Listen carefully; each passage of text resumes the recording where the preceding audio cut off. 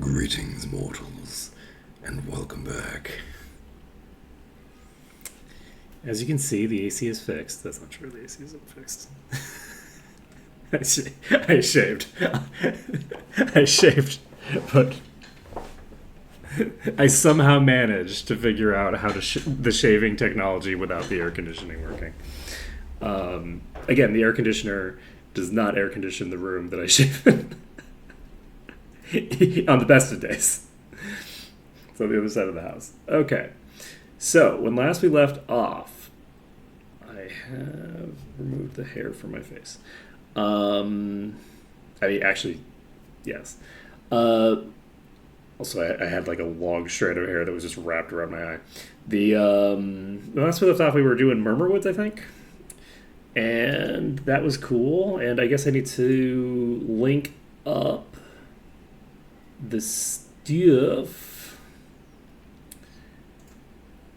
It is link time.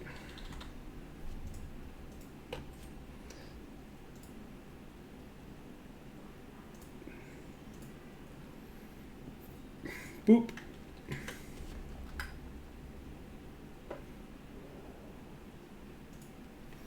All right.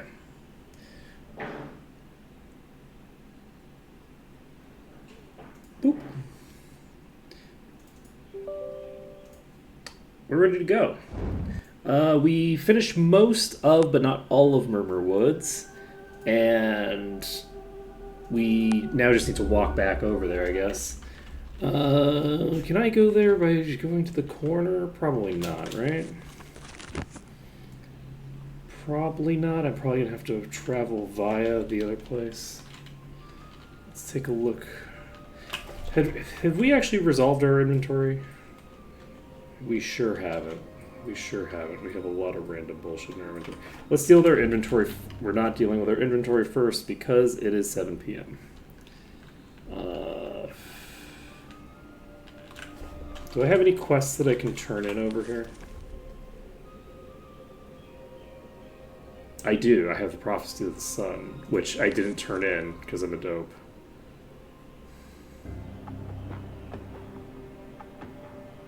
I didn't turn into Jaren Flameye either.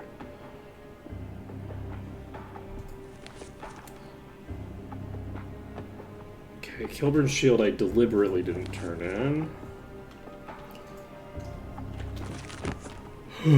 Okay, let's...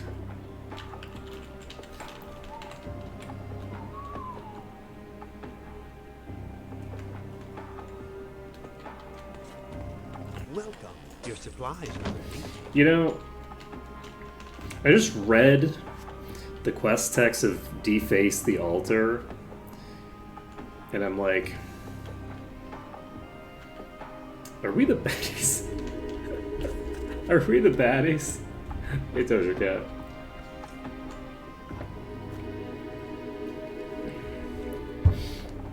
Also, I thought it but didn't say it, because I wasn't live yet, but nice, Astro Kitty.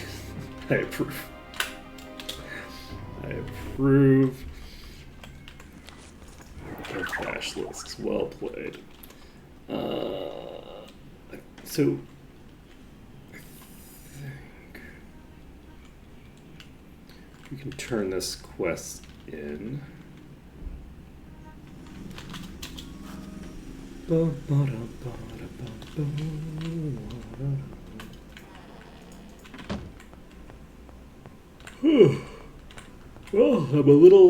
I'm a little sleepy, but I managed to actually go to bed at an appropriate time last night. And I slept through till 5 in the morning. So if I can do that 3 or 4 more times, if I can do that 3 or 4 more times, we'll be in good shape. Gotta catch up from that deficit we got there. Got the deficit. The plan today is up in the air. We'll see how much EXP we get off of these quests. We got a shit ton of EXP off of that quest. We have a promotion quest that we didn't turn in when we walked into Murmur Woods that we should have turned in. And the last time we were here, we should have turned that in. So we'll see if...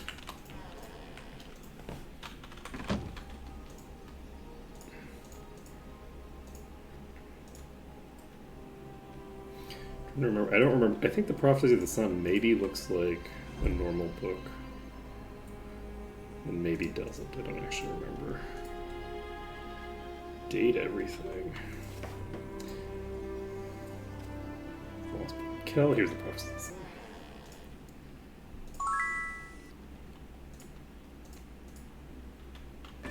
the Sun.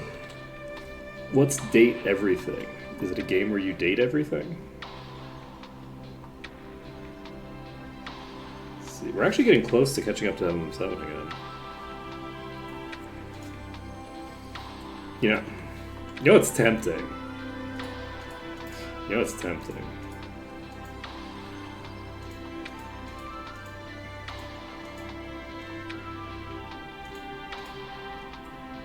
We have these maps. Oh, so it's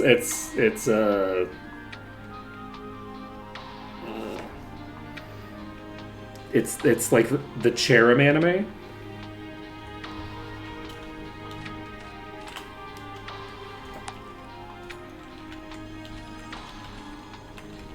Does that have a name other than Cherem anime? The Prosody sketch.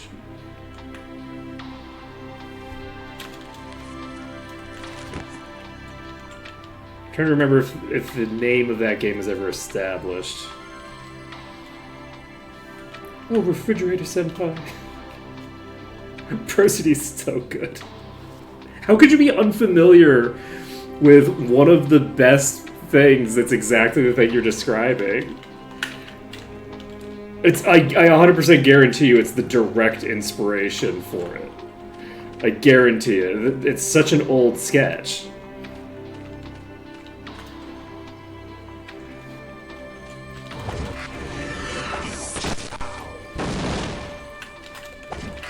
There's actually, it's not even one sketch. There's actually several of them. Ooh, the twins. It's so fucking good. It's so good. Oh my god. What is it? I'm sure. God, the twins are the twins chairs? I think the twins are chairs. God, it is so fucking cute. And look, I'm very happy that someone decided to make a game out of it.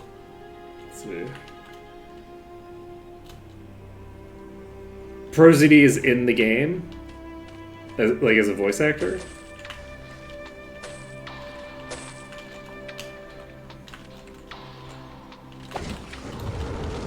Yes, we just wiped that entire pack in one shot. That's awesome. Okay, yeah, 100%. That's great. 100%. That's a very cute idea.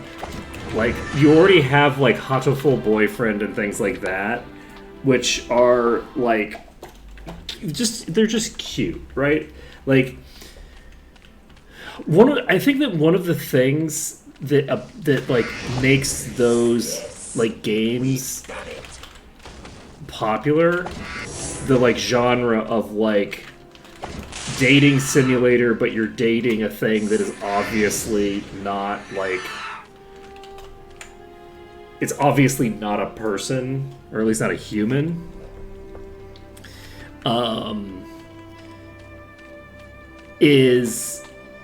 I kind of feel like when I'm playing games, like I'm playing this game where you play as, like, a teenager, and there's all these, like, flirt options, right, that you're given pretty early. These characters can start flirting with each other, and it's very funny because it's so, like, yes, this is dopey teenagers flirting with each other.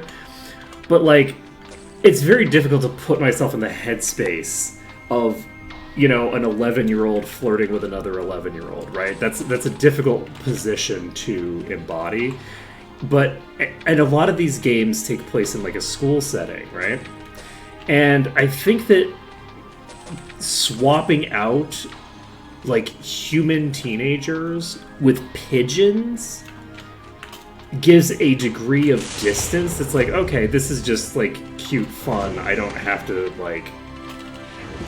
think about the moral implications of me role-playing a character flirting with a teenager, right? That's not a thing that I have to think about. There's no like ick factor there because of that. So I think that might be part of the reason why they're so popular. But also, it's also just like it's a funny concept, right? Because I do think that there's also like a market for like other stuff, right? Like the like Dream Daddies is awesome. Like, I mean, like as a concept, I've played some of it, but we never actually finished. We never finished our run. But we started playing it on some, you know, vacation a while ago, and we never got around to finishing it. But I actually played a decent number of games in that genre. I haven't played Hatoful Boyfriend, but it looks cute. We played some Dream Daddies.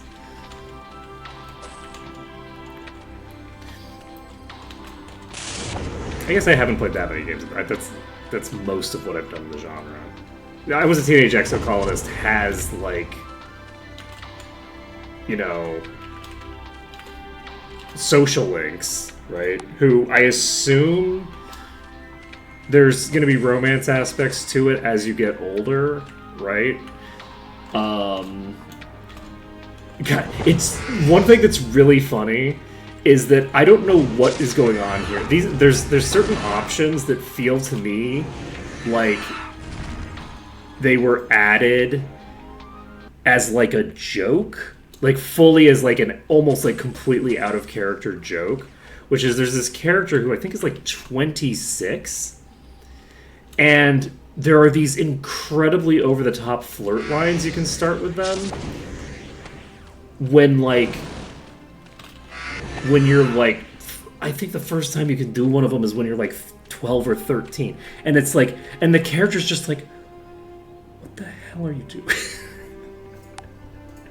We did one of them once, though we were 15 by the time we actually clicked on any of them, like, at all. And the person's response was basically like, Let's take it.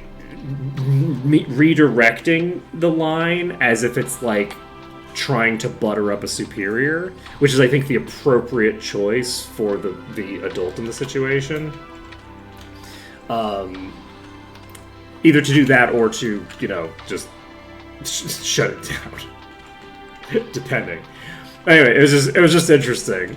I'm curious about that because I'm like, what on earth is going on with these lines? Because it's out of line with the way the rest of it is written. There's not like cheesy pickup lines. It's more like awkward teenage, you know, bumbling of like, you know, ooh, you know, you're running away from home, take me with you, kind of stupid bullshit.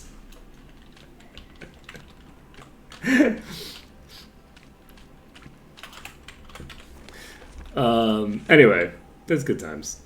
I've been enjoying the new thing, but yeah, I'll have to look into that the date everything game. I did not realize that. I think I remember seeing some promotional material for it at some point, and yeah, but yeah, that's definitely not something I would ever do on stream. That's something that me and my wife would play together. God, that sounds fun though.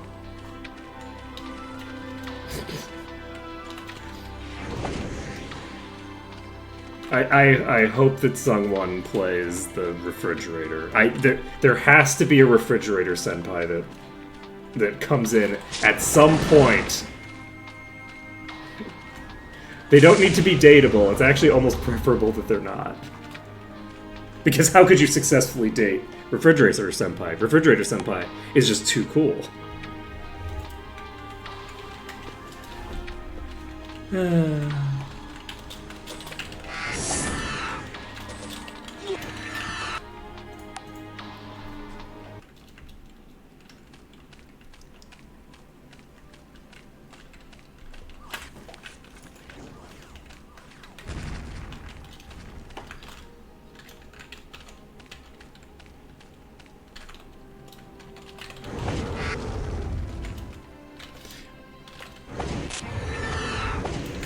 Yeah, we continue to make progress in the Teenage Exocolonist game, and I'm super curious. I'm super curious to see where it goes. It's just such an interesting. It's got a really good hook to it, and it's very fun.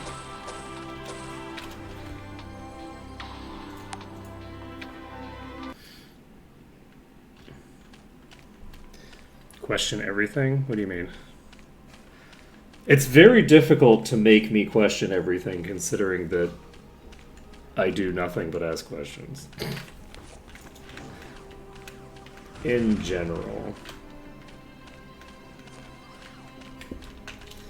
Let's see.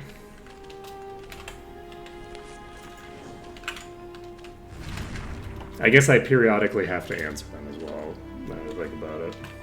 Now that I think about it, periodically I have to stop asking myself questions and start responding to them with some sort of response.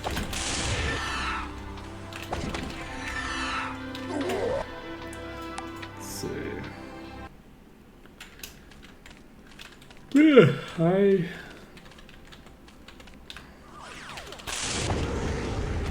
Yeah, that would weird me out with what?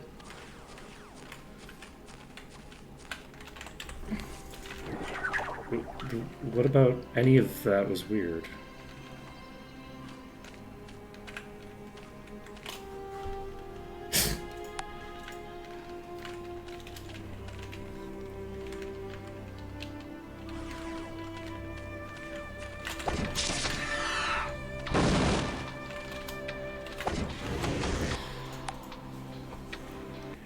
I'm not particularly I'm not particularly prone to thoughts of moral degeneracy. It's just not really how my brain works because I'm not like a Nazi, so I'm not weirded out by the idea of people dating objects. That the idea of a game where people date objects doesn't bother me because my brain works fine. And I'm kind of joking, and I'm also very serious. Like, there's really not a lot of angle where that weirds people out other than thinking of it in terms of moral degeneracy, which is very much like extreme far-right coded. And that doesn't mean that everyone who is subject to that is in the far right, but it does mean that they're subject to the logic of the far right, which is why, which is why our country fell to fascism.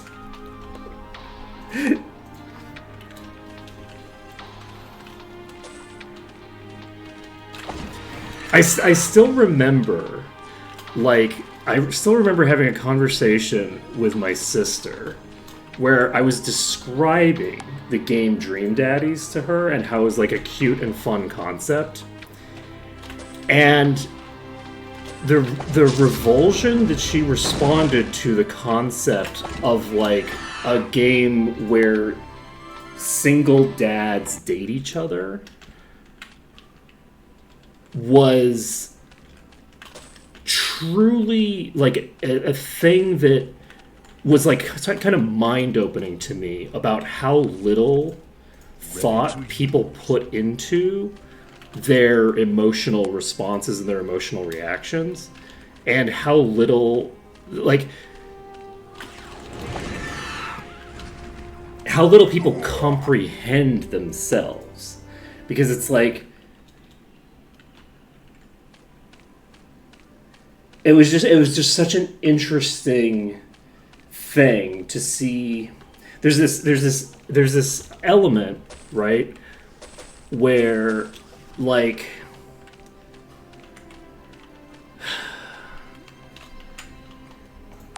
there's this element.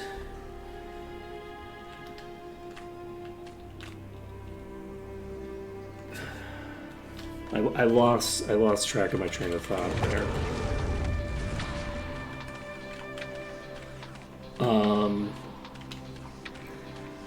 Because I was thinking about a related concept earlier today. It's related to the thing that I mentioned yesterday about how, like, one of the greatest threats that there is in the world is, like, the aesthetic of rationalism, like the aesthetic of reason without any of the practice of reason, right? That aesthetic is very dangerous. I'm trying to remember, I'm trying to think of, there was some connective tissue there, and unfortunately I lost it because I did just wake up. I was thinking about the weird reactive response that they had. Oh, okay, yes. So the relationship was, a lot of times you'll notice that when you're talking to a person, they're not having the same conversation that you're having. Or if you just look at two people having a conversation, you can see that the two of them are fully not engaged with each other. They're not actually having a conversation. Each of them is having their own conversation in their own head that is unrelated to what the other person is saying. Because they don't understand what the other person is saying. And so they're supplying, instead of recognizing, oh, I don't understand what this person is saying, they are instead supplying an entirely new sentence to fit in its place. That's something that's like, it's almost like people struggle to have new conversations. They struggle to hear a sentence for the first time and understand it. And because of that,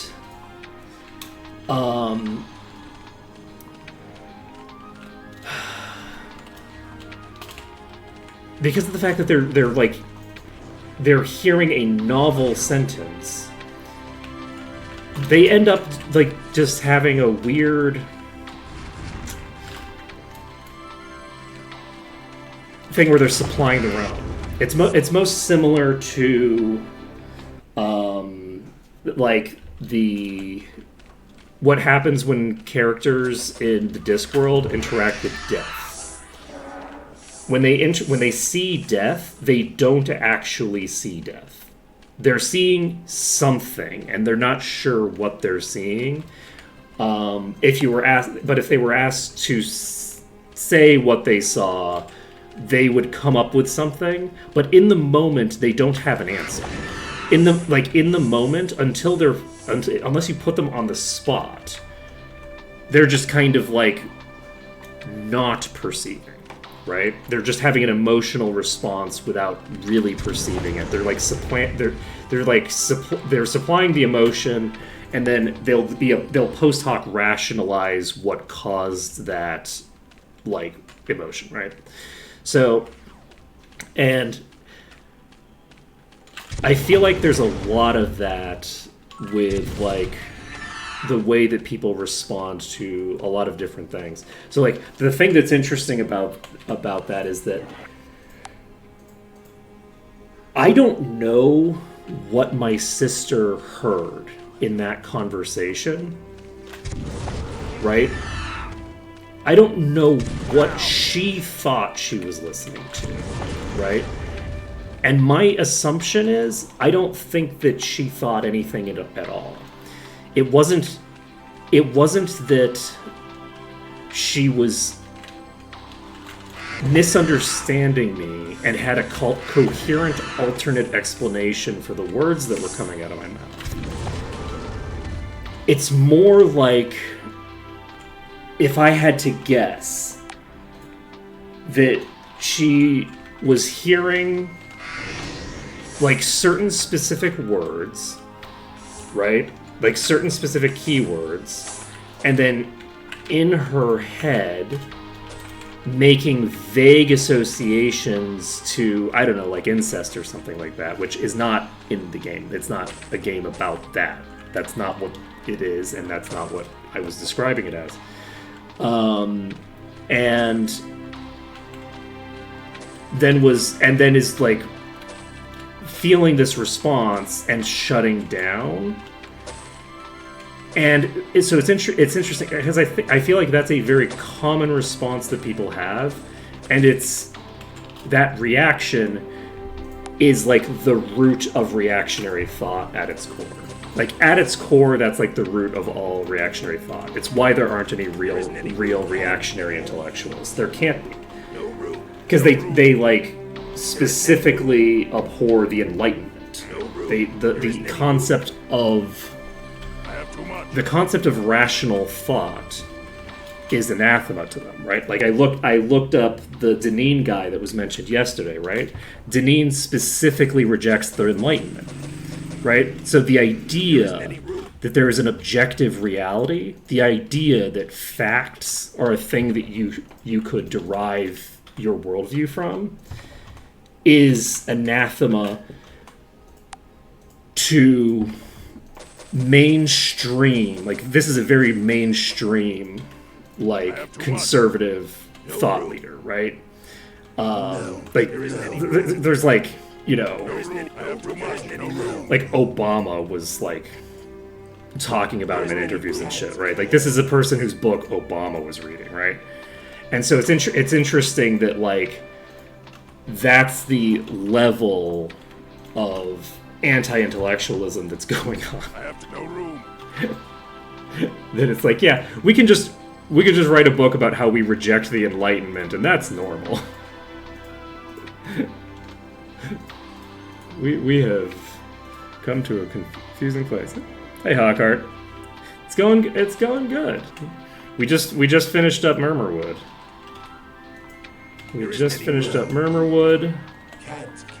Now I need to defeat the inventory boss again, which is going great. Definitely gonna succeed at it. No room. I think. I have too much. Can I fit with I have these? too much. I cannot. Okay, we're gonna do a little bit. No room. No, that's too tall. No room. Inventory No room. truly is the bane of my existence. Okay. There isn't any room. Oh, rude. There will be. There we go.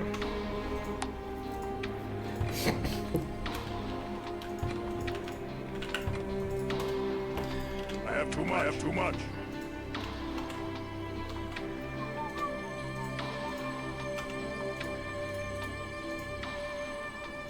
No room.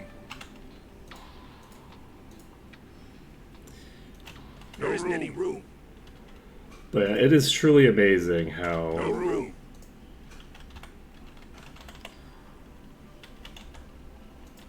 low the bar is for discourse. Like it's so bad. There isn't any room. I have too It's, much. the bar is in hell.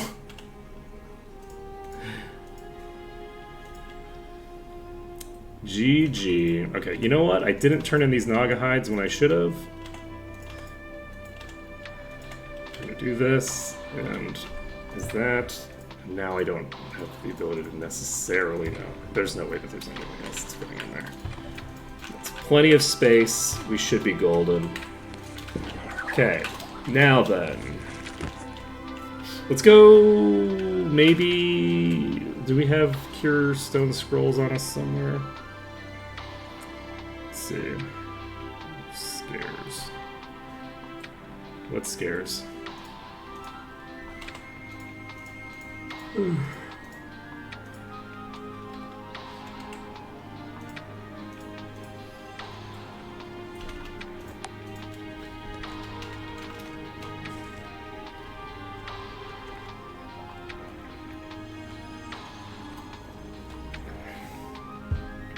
They're just not interesting because they're all just a bunch of idiots.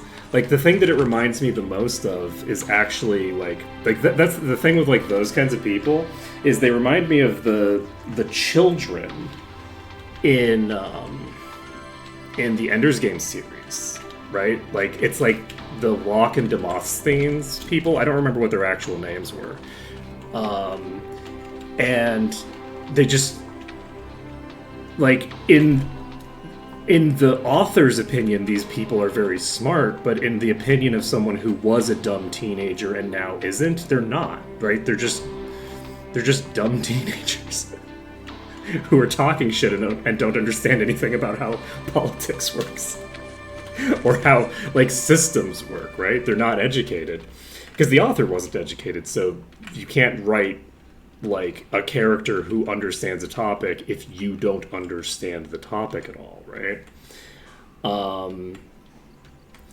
It's why, like, the tacticians in like Suikoden games use magic instead of like is also why Sherlock works the way they do, but like why the tacticians in Suikoden games don't demonstrate any understanding of anything using knowledge that you as the player or any of the other characters have. They just know things that nobody else knows, and they're working secretly behind the scenes, and that's the thing that makes them smart, is that they know information that you don't know, not that they assemble that information in an interesting way.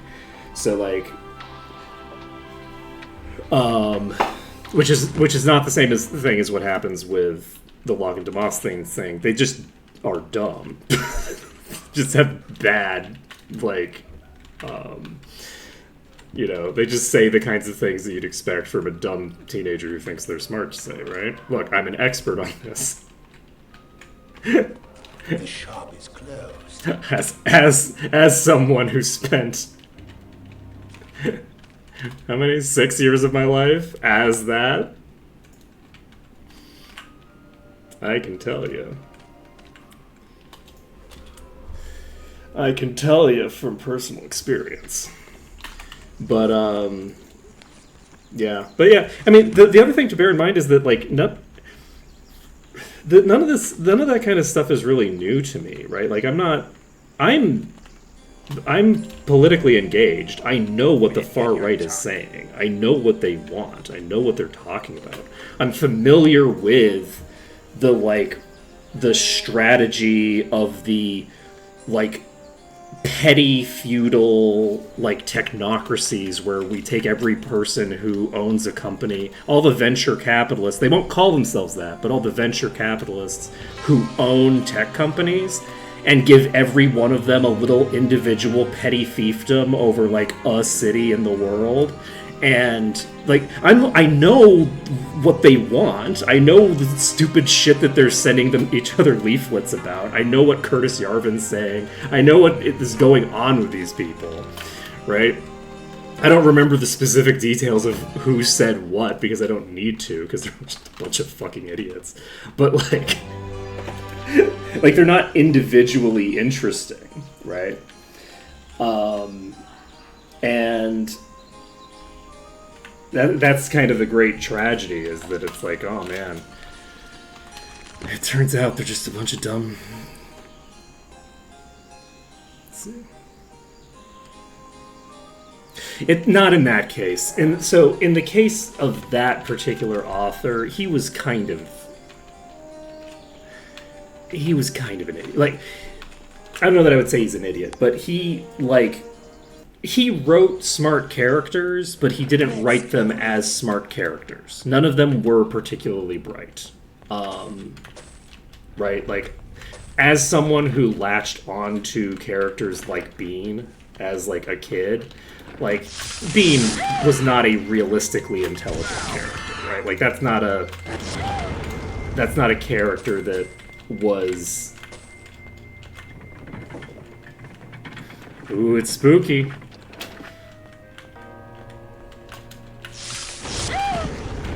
It's very spooky stuff. I mean, you know, hey, you know, we got a win in New York, so that's good.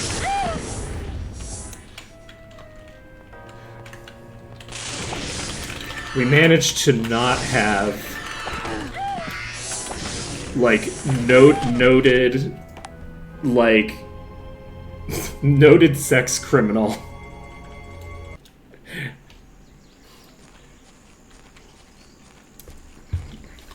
I don't remember the name. Is it Orson Scott Card? Is that the author of the Ender's Game series? Like, it's the kind of stuff that, like, if you're reading at a high enough level when you're 10, there's a desynchronization between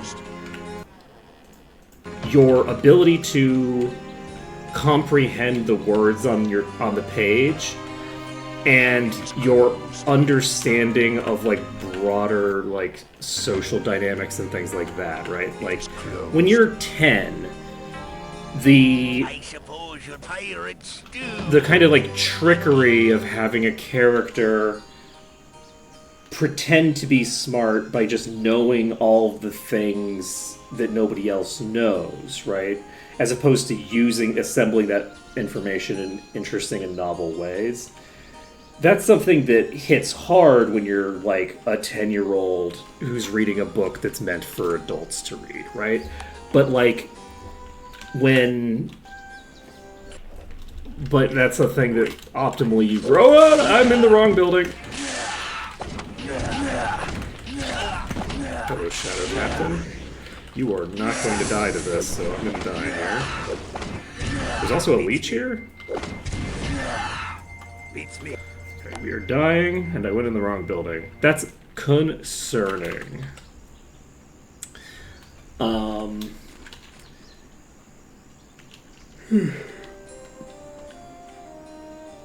But yeah.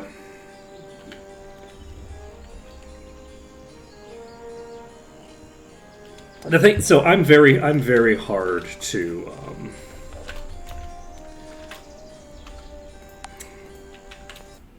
what's the word?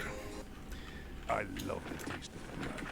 I'm very hard to surprise, I think, now, politically. Over the last few years, I've had to do away with a lot of my old preconceptions about how the world works. That's unfortunate. That was a really nice pack there. That would have been nice to have as our initial opening pack, because that was twice as much clear percentage as the previous time. Though I guess that might just be because there's less enemies elsewhere as well.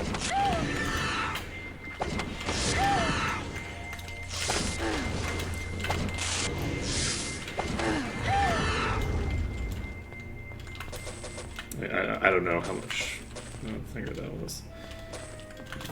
I'm going to try to just kind of, like, plow through here a bit, which is not really an optimal strategy for dealing with... That's a swift enemy, which is a concern for us right now. Fuck. Yeah, a swift enemy is going to cause problems for us. Any of the bosses we don't have the capacity to kill super fast, So I love we're gonna struggle with that. How many? We have one save before we need to actually like. Got a really nice hit there.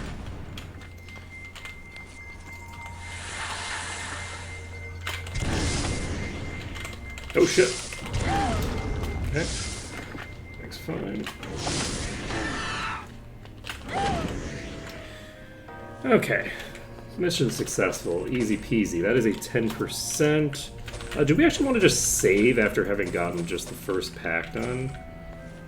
Probably not, right? That's not an efficient usage of our saves. We should save maybe after the second pack, though, honestly. No. Not if the second pack is just 3 or 4 at least. Okay. Need to do a little bit more than that.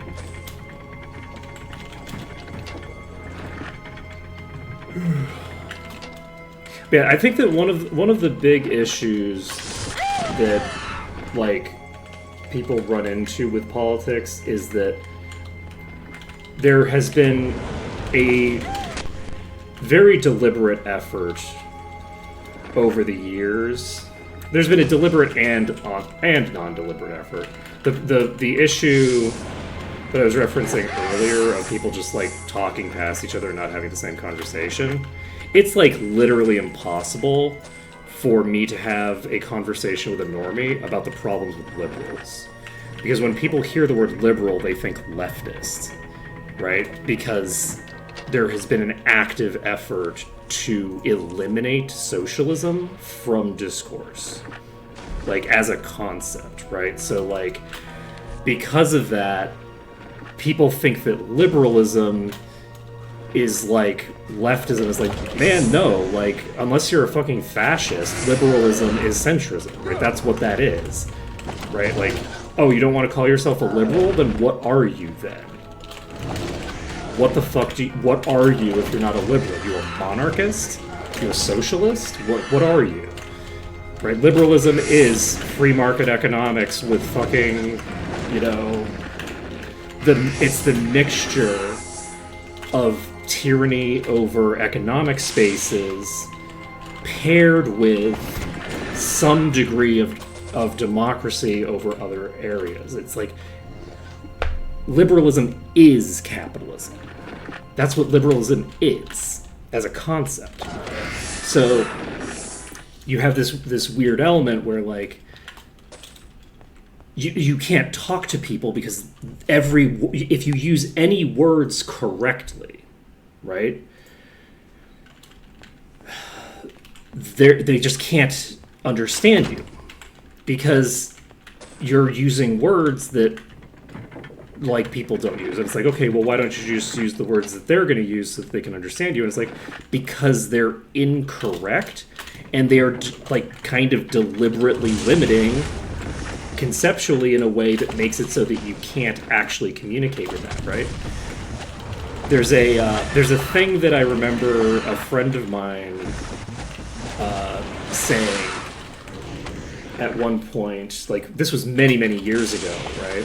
But they were talking about how difficult it is sometimes to talk to like people in their like social networks because like they'll speak in like Singlish exclusively, and it's like it's very limiting because it's like it's not like you can't express all thoughts using that, right?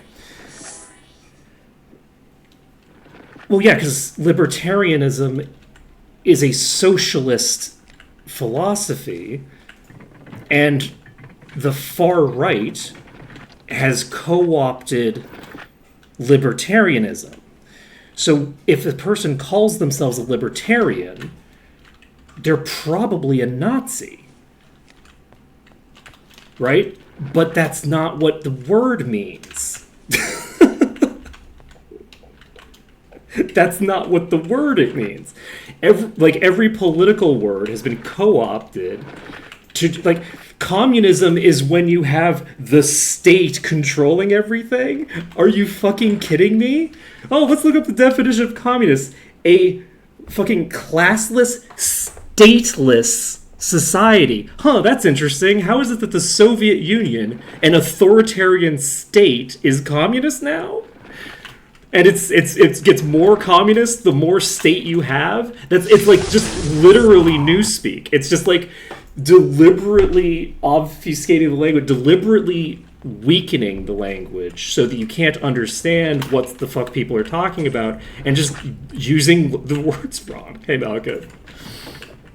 Like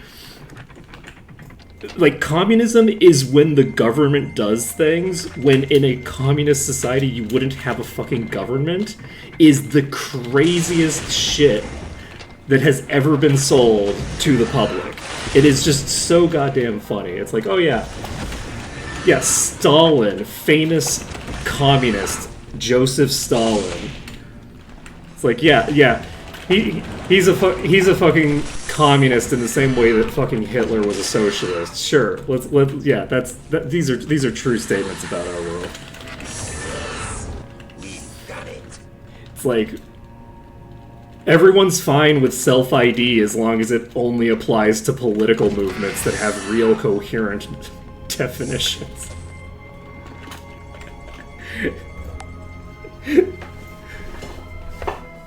It's like every fucking conservative, when a trans person says their gender identity, oh, you can't just make up what your identity is. Those same conservatives, when Stalin calls himself a communist, sounds right.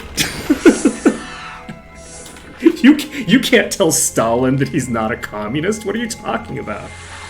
You can't infringe upon his right to self-identification. Hitler called himself a socialist, so obviously he espoused socialist values. It's fucking crazy.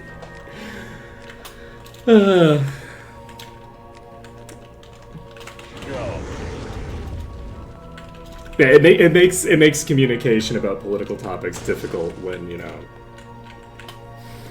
there's an active effort to obfuscate the meaning of words. There's just no way around that. God, I remember,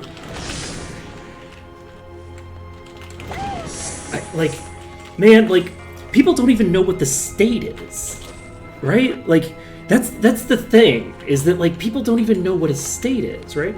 It's like, sure, it's a little wonky, right? But, like, the state is the thing that has a monopoly on violence. That's the state, right? If there's nobody with a monopoly on violence, you don't have a state, right? Easy peasy. Right, so like there's a lot of like a monopoly on legitimate violence or whatever, right? Yeah, it's the People's Republic of Korea, so clearly it's a republic. You know, you make that joke, they're going to start using that as a talking point because they want to destroy democracy. So they're going to start saying, oh, well, you know, if you look at all of the places, if you look at all the republics in the world, they're all actually dictatorships. So since all the republics are dictatorships, we should abolish democracy because democracy is undemocratic. And that sounds crazy, but that is mainstream conservative thought at this particular moment. That's how far the bar has fallen. It is that nuts. Like, I just saw like a clip from Fox News where they were like, you know, oh, you know, Zoran Mamdani is this crazy psycho. Look at him talking, and then he's saying, he's like asking, do you not believe in the thing? How could democracy be overrated? It's like never been tried. What country has democracy? Like, realistically, there isn't a country on Earth that has any sort of meaningful democracy. I mean, that's not true. They have meaningful democracies, and all of the places that have meaningful democracies work way better, and even the ones with less than. That's what democracy is, right? So, like, as an example, unions. objectively good for basically everyone involved, right? Basically, there's very little downside to unions existing unless you're a capitalist, right? Worker co-ops are very good.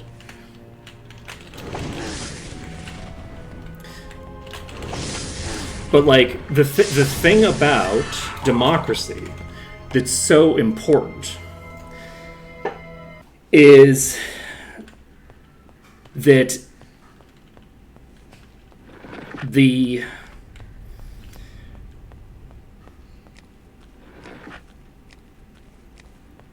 it is very easy to trick yourself into thinking that you know best for somebody else what their life should look like. And most of the time, when you give people the ability to control other people's lives, they start mass executing them. Power imbalance inevitably creates extreme violence. It just does. That's what happens when you give some people power. When you give people an enormous amount of power over absolutely everyone, there's not a lot of ways it can go, right? It's an inevitable component of the nature of the beast, right? Which is why the ability to retract your leaders, the ability to say, okay, this leader is not working out, we need to get rid of them, and to choose a new one for yourself is so incredibly important for any group of people on basically any level. That doesn't mean that you don't have anybody making decisions, right? Like, no one is making a serious advocacy for direct democracy, choosing the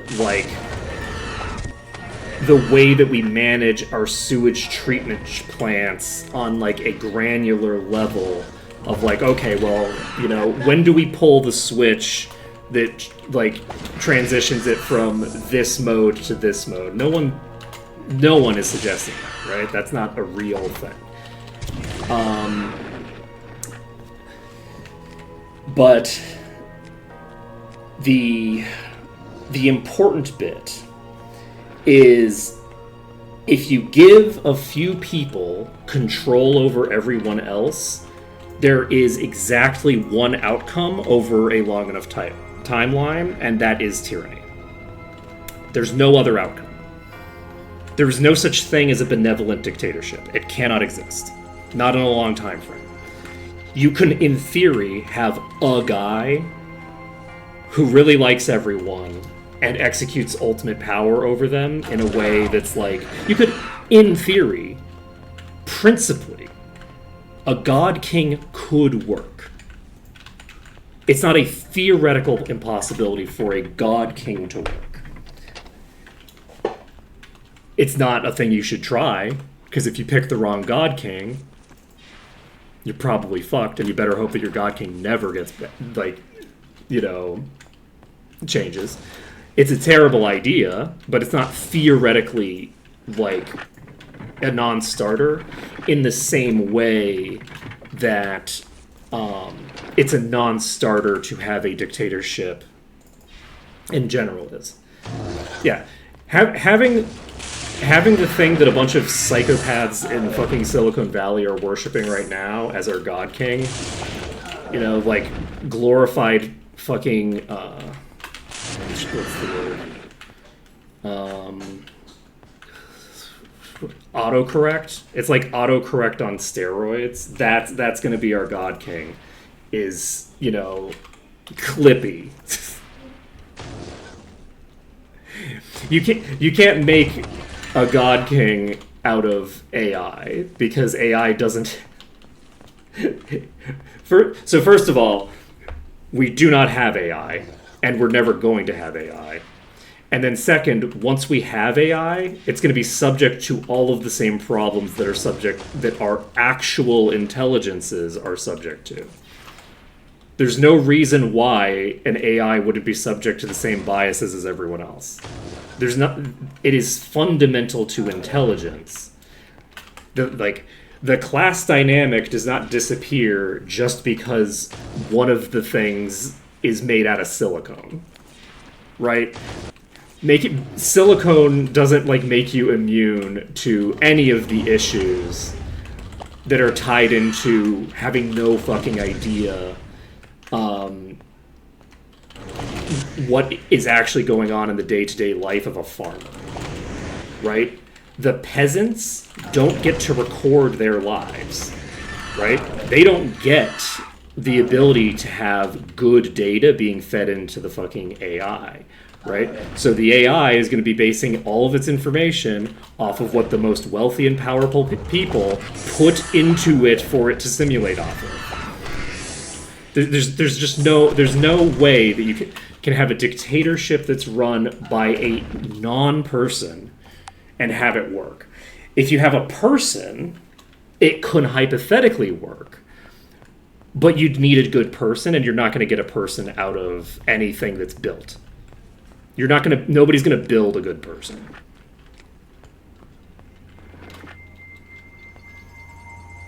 Why would it make the best decisions based off of humanity as a whole? First of all, why would that be a thing that it would do? What does the word best mean in this context? How do you define that? Mathematically define best. And who's defining it? A programmer. A programmer is defining it. Whoever programs it, you didn't mistype. That's the word. Because we're talking about moral values. We're talking about subjective analysis. At some point, someone has to program their subjective analysis of how the world should be into this machine. So before you even get into the problem of data, because this algorithm is not going to have good data, it's going to have garbage data, right? So before you get into the data issue, where this is a program that's going to be working off of a very limited data set that explicitly biases it in favor of certain parties over others, before you even get into that aspect of the problem, you already have the fundamental issue of who got to decide what it's prioritizing. Someone had to give it a priority. It's not magic. It has a series of things that it's optimizing for. What's it optimizing for? You can't reason your way into ethics. That's like basic philosophy. You cannot take a God, what is the word I'm thinking of? You cannot take an is statement and convert that is statement into a should statement without subjective analysis. Never seen one before. You cannot reason your way into morality. It is not possible.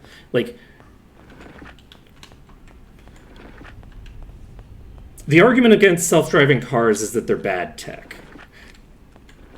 Right? The problem with self-driving cars is that they're bad and not...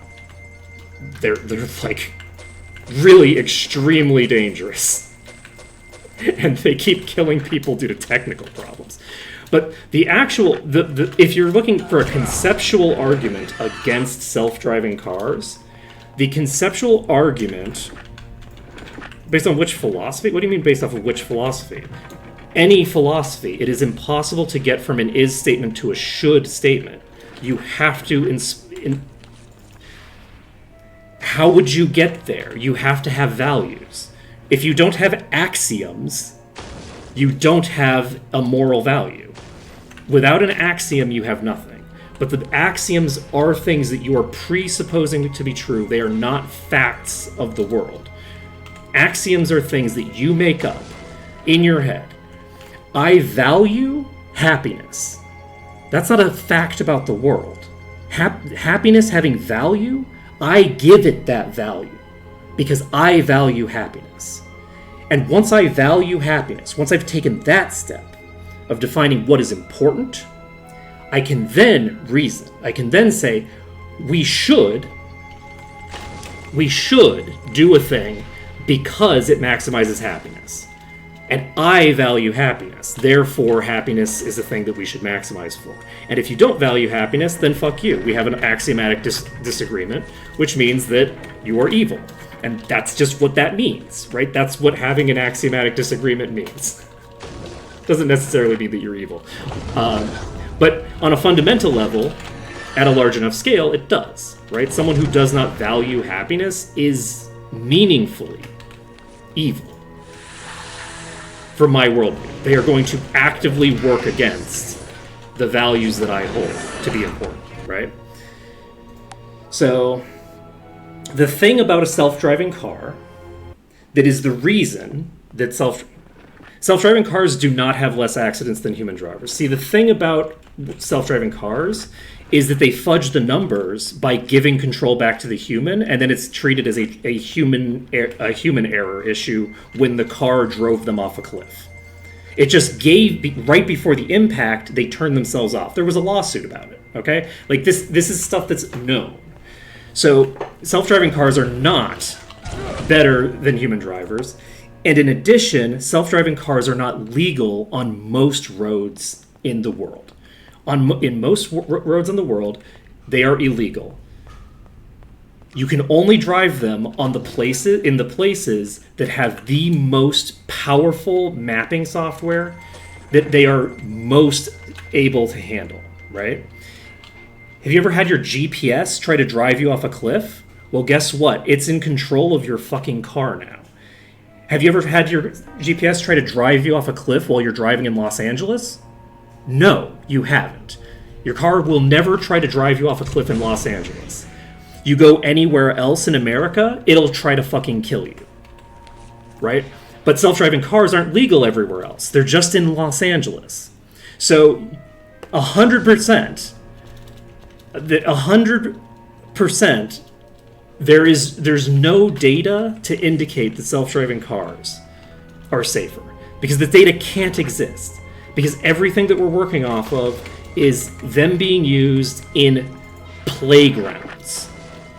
In playgrounds, in the places that they are most prepared for, where they've spent years setting up specific infrastructure to make them work in those particular playgrounds. And even in those playgrounds, they have to fudge the numbers by turning off the self-driving function and then blaming the driver. So yeah, no, self-driving cars are garbage. However, from a perspective of the technicality of what is a philosophical argument against self-driving cars. Now, this is not something that I necessarily would agree with 100%, but this is like steel manning the position. Because I don't actually have a strong opinion on self-driving cars as a theoretical technology. I just think that the companies that do it right now are doing a bunch of bad shit, and they are killing people in the name of profit, right? That's what they're doing. That's why they obfuscate their numbers, is because it makes them more money. But on a theoretical basis, if someone was going to make a good argument against them, if you have a self-driving car and it kills someone, who's responsible for it? Who's responsible for the car killing someone? Who gets held accountable? Is there a person that gets held accountable if the car kills a person? No, right? Generally speaking, no. There's no accountability for the accidents that happen. There is some degree of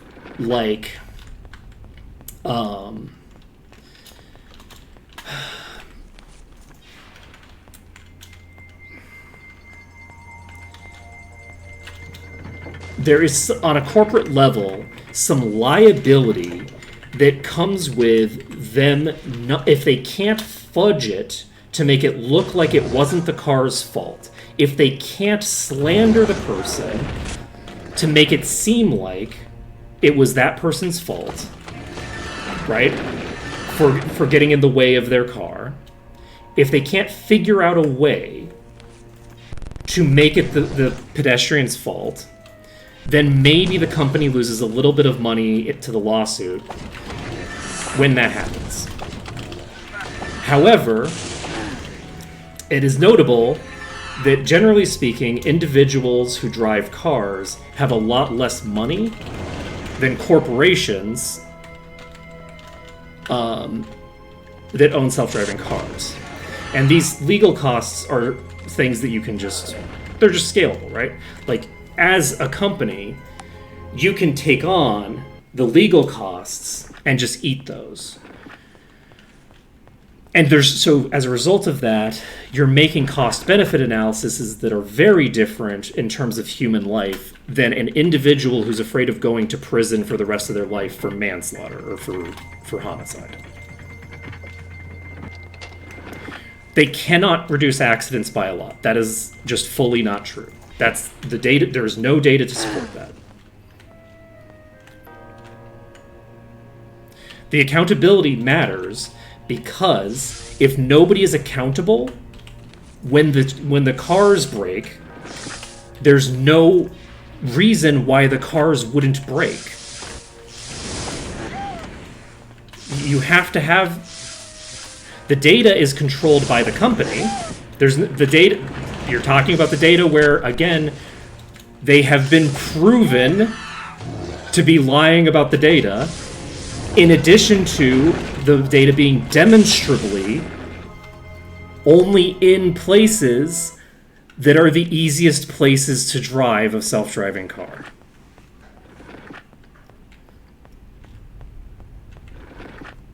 Yeah, there's no exactly what. So that's what I said. There's no data to suggest that they are safer. So don't stop saying that they're safer, because there's no reason to believe that they are.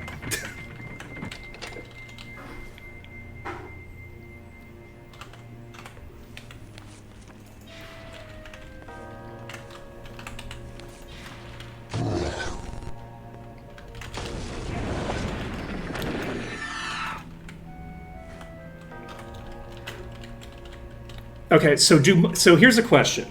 Do most people in your area, while they're trying to park their vehicle, randomly hit the accelerator, veer into oncoming traffic, and like slam into a random vehicle? Is that a normal thing that that people in your area do? Where they're just going about their day, they are trying to not parallel park, they're just trying to park in a normal parking slot, and they just randomly, at the drop of a hat, decide, you know what? No, on second thought, what I'm going to do instead is I'm going to peel off at top speed in a random direction and hit another car. Is that a thing that people do? Because that's a thing cars that are self-driving do all the time. There's so many videos of self-driving cars doing that behavior.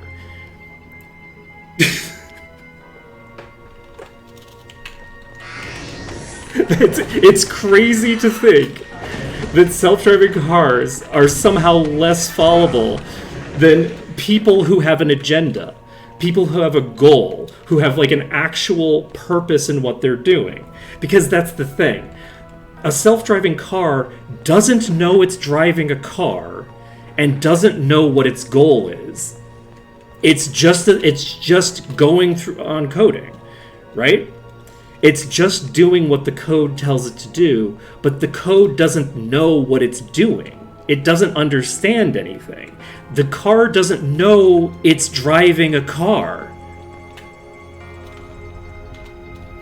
We're not talking about just accelerating. We're talking about accelerating and veering into oncoming traffic in a completely random direction. Right? Like, again, the kinds of things, the kinds of failures that you get out of a vehicle's behavioral system are just software bugs. They're the kinds of bugs that a human will only have happening if they have a hallucination of some sort, right? A human has to fully hallucinate to end up having the same kind of catastrophic errors that every single learning system that computers use run into every day. Like, there's a reason that we describe AI hallucinations as AI hallucinations. They're just hallucinating. There's no basis in reality. There's no basis in anything. It's just a random thing that it says because it's just hallucinating. And that is not a problem that has been remotely fixed. And when it happens with a car, the car just kills people. And yeah, some people occasionally hallucinate. Planes are not basically self-driving. That's absolutely not the case. And planes also have a dramatically less... Planes don't land themselves.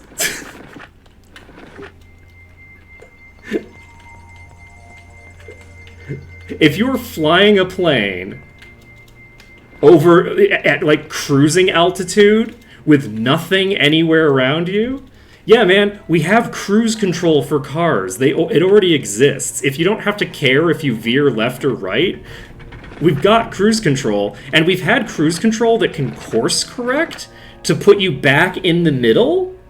We've had that for a very long time. You don't need anything complicated for that. People do not. You have two pilots in that room for a reason. Don't pretend. There is no automated airplane. That's just not a thing. A bunch of the technical specifics of, like, okay,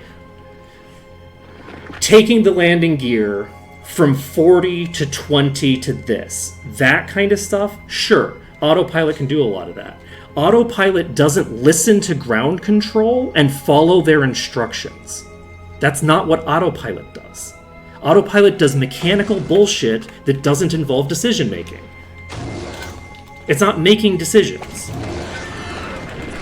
But a self-driving vehicle has to make decisions. It has to look at its environment and say, is this safe? And that's not what a plain autopilot does. Like, it's a fundamentally different technology. The thing that the most important component of takeoff and landing is comms chatter. It's talking to and from the people on the ground. Which landing strip do I have authorization to go to? Which thing where am I supposed to do it? When exactly am I supposed to do this? All this comms chatter is stuff that is not automated, because if you tried to automate it, everyone would die. One hallucination, one minor fuck up of like saying a word and hearing it slightly wrong, right? Hearing a 2 as a 3 or something like that. A tiny error in communication kills hundreds of people. They can be, but not as long as they're built off of the models that they're built off of right now. I don't think that the technology that they have right now is meant to be scalable. It's just a scam by venture capitalists. It's not like a real attempt to accomplish the objective, because it like never is, right? Like, that's kind of the thing to remember, is that like the vast majority of what has come out of Silicon Valley in the last 20 years of my life has been scams. It's just been scams. That's the only thing that Silicon Valley produces now.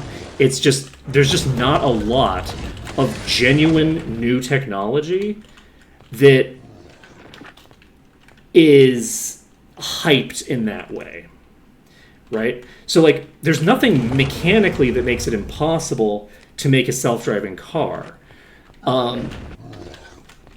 The there are issues with accountability that they can realistically be addressed, right? Like a good example of a way to solve the problem of accountability is, okay, it's controlled by the state, and the state has a vested interest in the life of its citizens.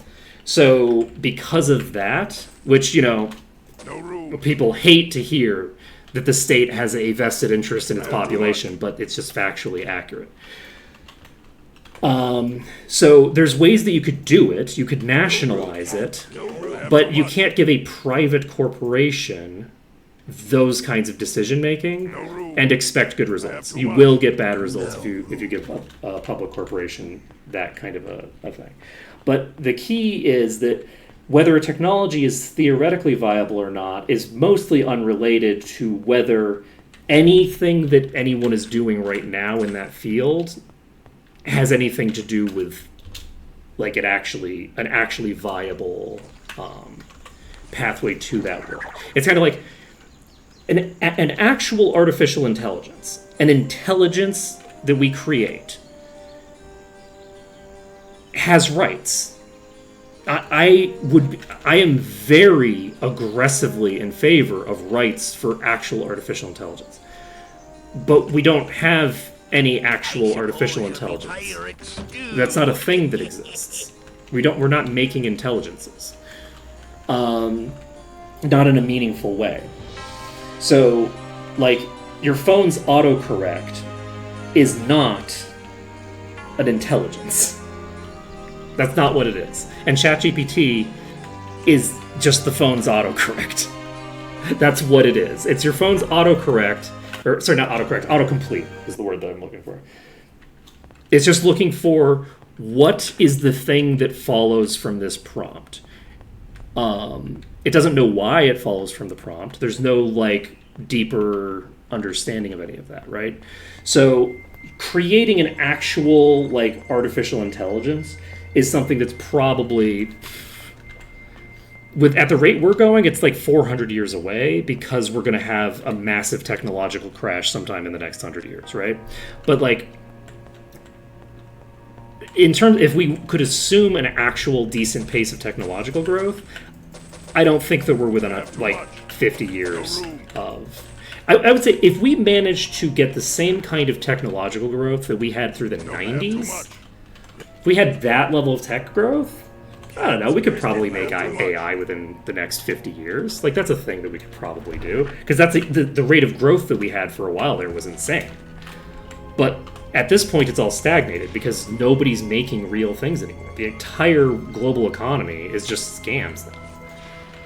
Right? Like, it's just, okay, well, how can we scam other investors into buying into this fake product that we're not actually planning on making? Right? That's like the entire economy.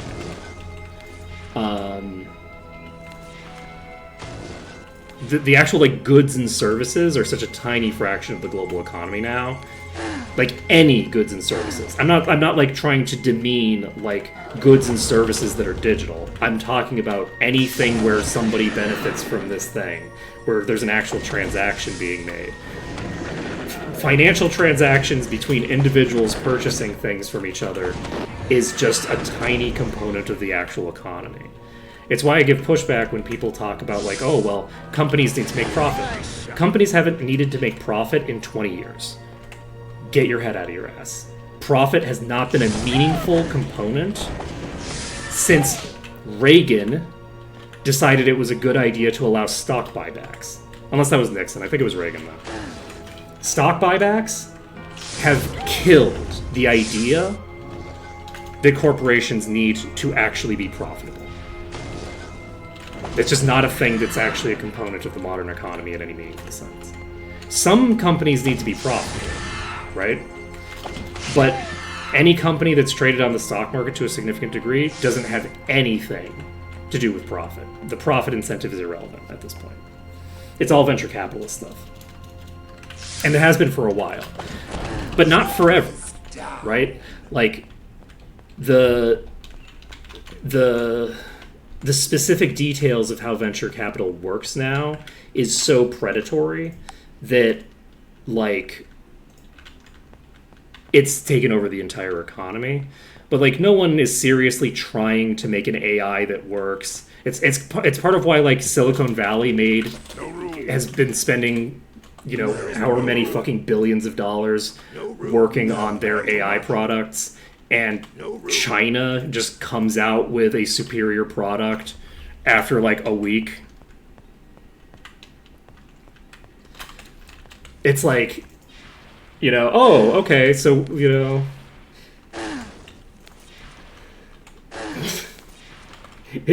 with a fraction of the investment, China just comes out with an infinitely superior product. Convenient.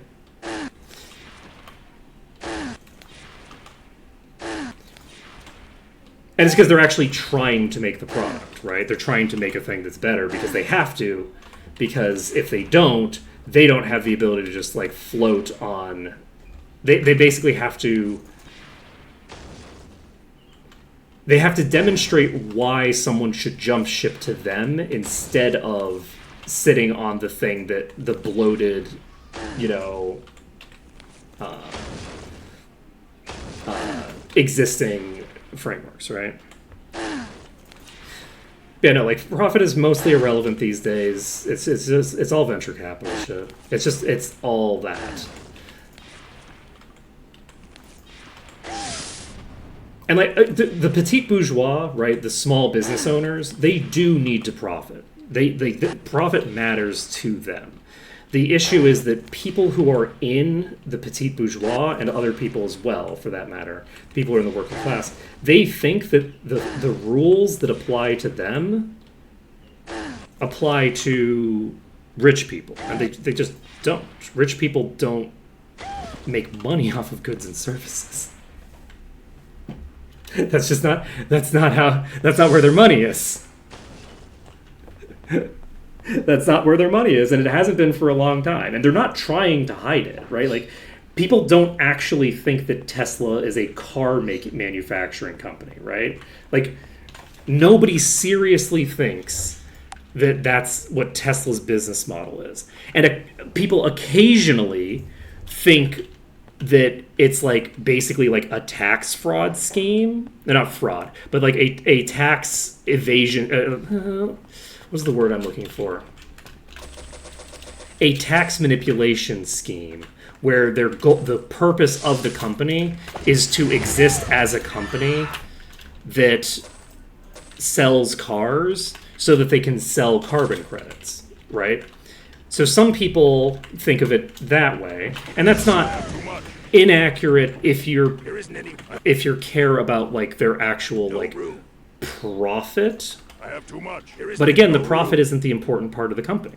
The profit is just an almost irrelevant component of what makes Tesla what it is. Tesla doesn't make enough profit from the shenanigans that it pulls with carbon credits to justify its stock price, and it certainly doesn't make enough cars. Like it doesn't. They don't make any cars.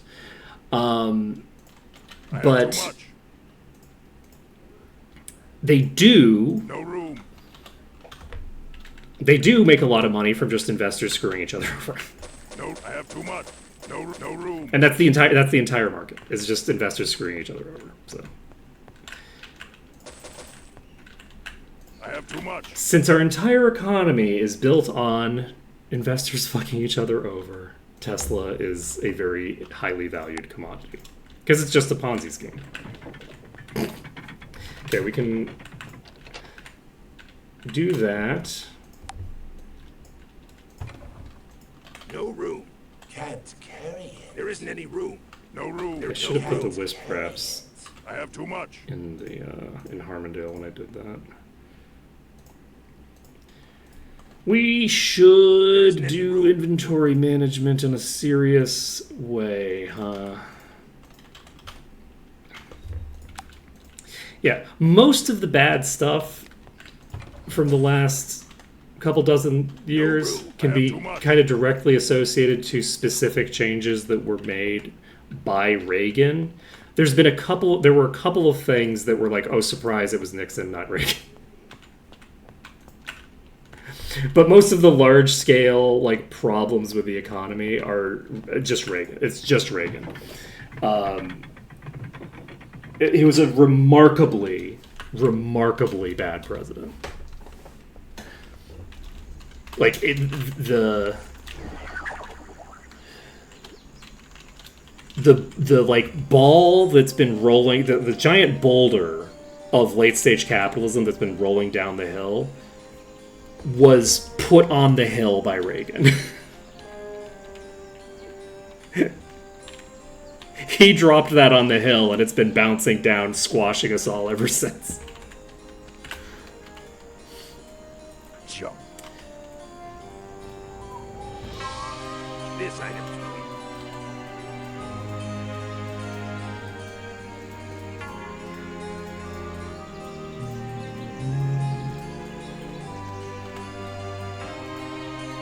This item's weak.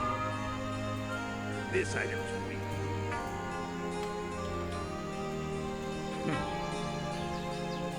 Jump. Ooh, we got another legendary. This is actually excellent without even needing to do anything to it. Unfortunately, it's a staff, and we just abandoned staves a while ago, but that's okay. We can go ahead and throw this on you. That will give us a nice boost that we can't see because we don't know what spell we have. Yeah, that's going to be a huge upgrade. And I think we'll probably just leave this on this character permanently. We might... Okay, we need to swap this to somebody else.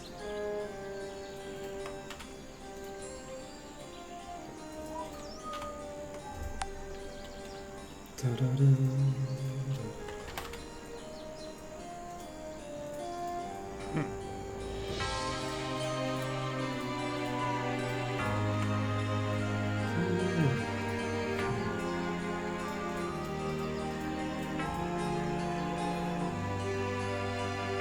Oh right, we have this as well. I forgot that we got this. We'll probably just need to take that effect off of it. I guess we won't because it's not an effect that we care about actually on this. It's such a cool effect that I really love, but we actually don't need it because memes.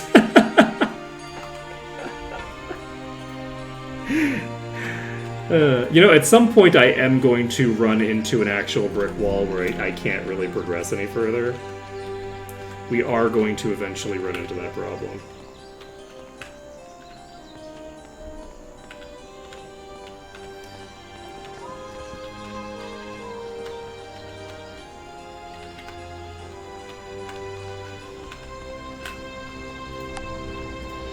How you doing? How you doing? Let's see.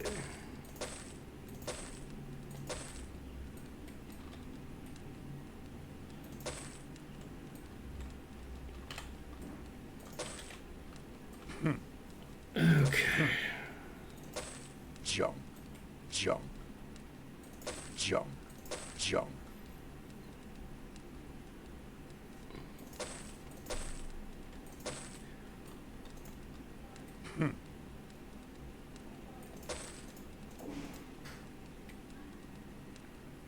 God, I'm glad we dodged the bullet on...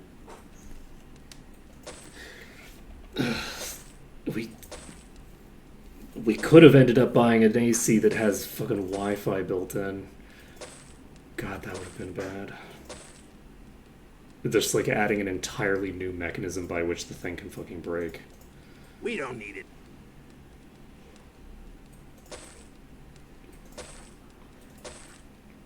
It's actually remarkable how, like quickly, no, not quick. It's been a long time, but like the transition of what my expectations when I was a kid. There was an expectation that if there was something wrong with your computer, there was something wrong with your device, it was tied to a coherent cohesive problem that could be fixed because by somebody had the expertise to do it, and you could learn that This expertise. item's weak. This item. When I was a kid, that was how I interacted with technology. And over the course of the last, I think it's been maybe 10 years that like this has really started accelerating. We don't need it. Over the course of the last 10 years, I have come to distrust absolutely all software to such a ridiculous degree. Not that I expect it to break down for coherent reasons that can be fixed, but that I expect it to be having catastrophic failures that are completely just undiagnosable, and where this problem can be caused by an infinite number of completely unrelated phenomenon. And I just have such a strong distrust of every machine that I ever interact with as a result of that at this point. Where it's like I just don't expect them to work on a level that's like it's interesting considering the starting point, right? And the reason that I have that I've had that transition is because I actively try to, anytime I have a problem with a machine, I'm actively trying to fix it. And for a very long time, that was varying degrees of difficult depending on the complexity of the problem itself. And more recently, I run into a problem that is a problem that I know how to fix and I have resolved countless times over the course of my life, and I can't fix it anymore because the company doesn't want me to fix it. The ability to fix the hardware or the software is being treated as a bug by the corporation. The ability of the consumer to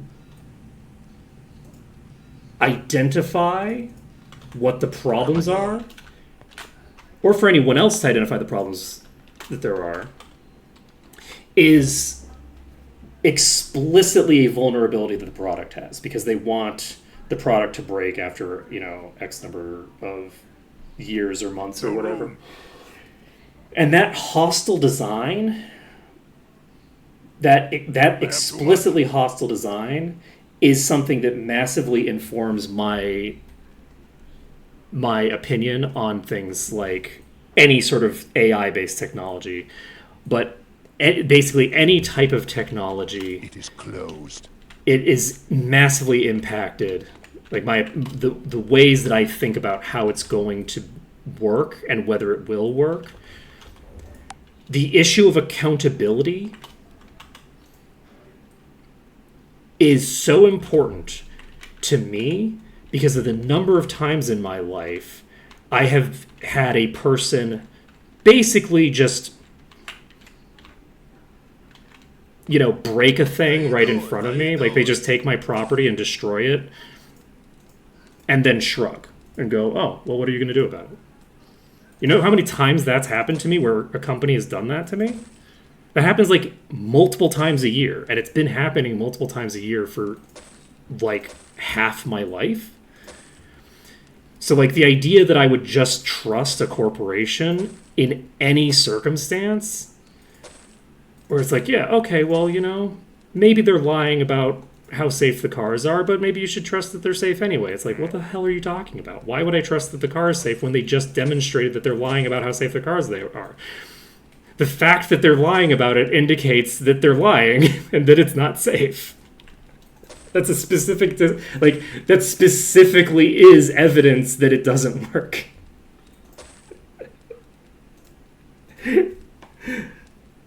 Because they wouldn't have to lie about it if it worked. But like that kind of stuff is the problem with technology these days. Technology is not improving because the people who own the technology have a vested interest in it getting worse. And they just have a direct financial incentive to make it worse. And so it gets worse. It's really just kind of that simple. And it's not even all like profit driven stuff, right? Some of it isn't like financial incentive. Some of it's other types of incentive. Some of it's just straight power, right? Like, I don't know how much money there is in spying on your customers. I can't imagine it's that much. I can't imagine there's that much money to be made in spying on your customers. But because we live in a society where the media won't talk about how bad it is that corporations are spying on you and then directly trying to manipulate your behavior without you knowing about it, and doing like a bunch of weird shit where they're like propping up dictators in random countries, like that kind of shit is like it's a problem, man. You know, like I remember there being a thing where, like, I think it was Twitter. I think it might have been multiple companies, but I think Twitter, back before it was bought by Elon Musk, had a thing where they talked about how they had to have, like, they had to have green flags on a bunch of stuff that would normally be auto-moderated and just ban someone from the website. Because if they didn't, it would specifically result in almost every conservative personality being removed from the website for hate speech. And they talked about that in the way that you talk about, like, you know, oh, well, this is like a bizarre technical problem that we have. That, like, you know, it turns out that for some reason all of the far-right people on our website keep saying things that look remarkably like hate speech. But they say that it's not hate speech, so it must not be. You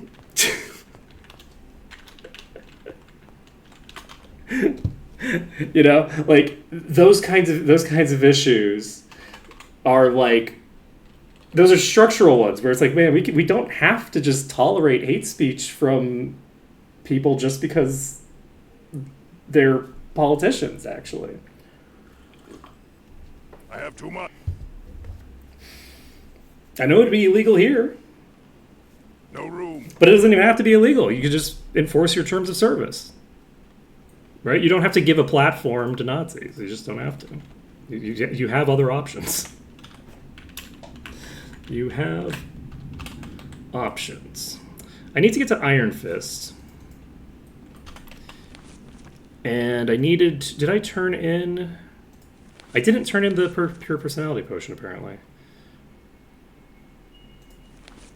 I thought I did. Okay, so I probably could have done all that stuff just by turning in quests and not done any of the killing there, but that's fine. Excuse me. Okay, we need to go to Eleanor Vanderbilt. Over here. She's somewhere.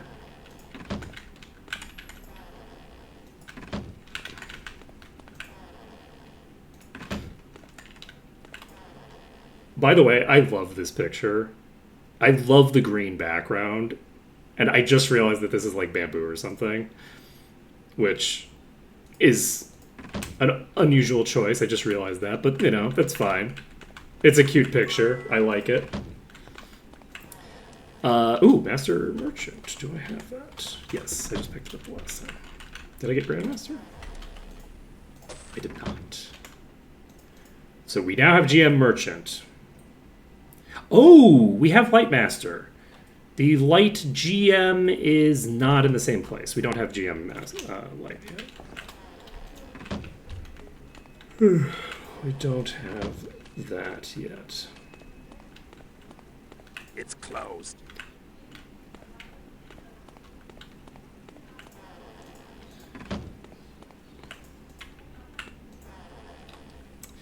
Okay, we've done this. That gives us parity, so we need probably about exactly one level. So we can turn in the shield.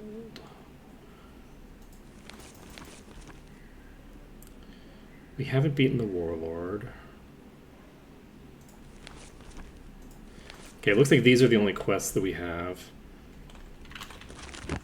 I'm happy to talk about whatever. The thing is that like I'm like I'm warm right now, so I want to talk about random political stuff because that's something that I enjoy. And people like arguing with me about it. So. Cocoa is good. We have 6 levels to obtain. Yeah, let's just go to... It doesn't change things that much if I just go to the thing here.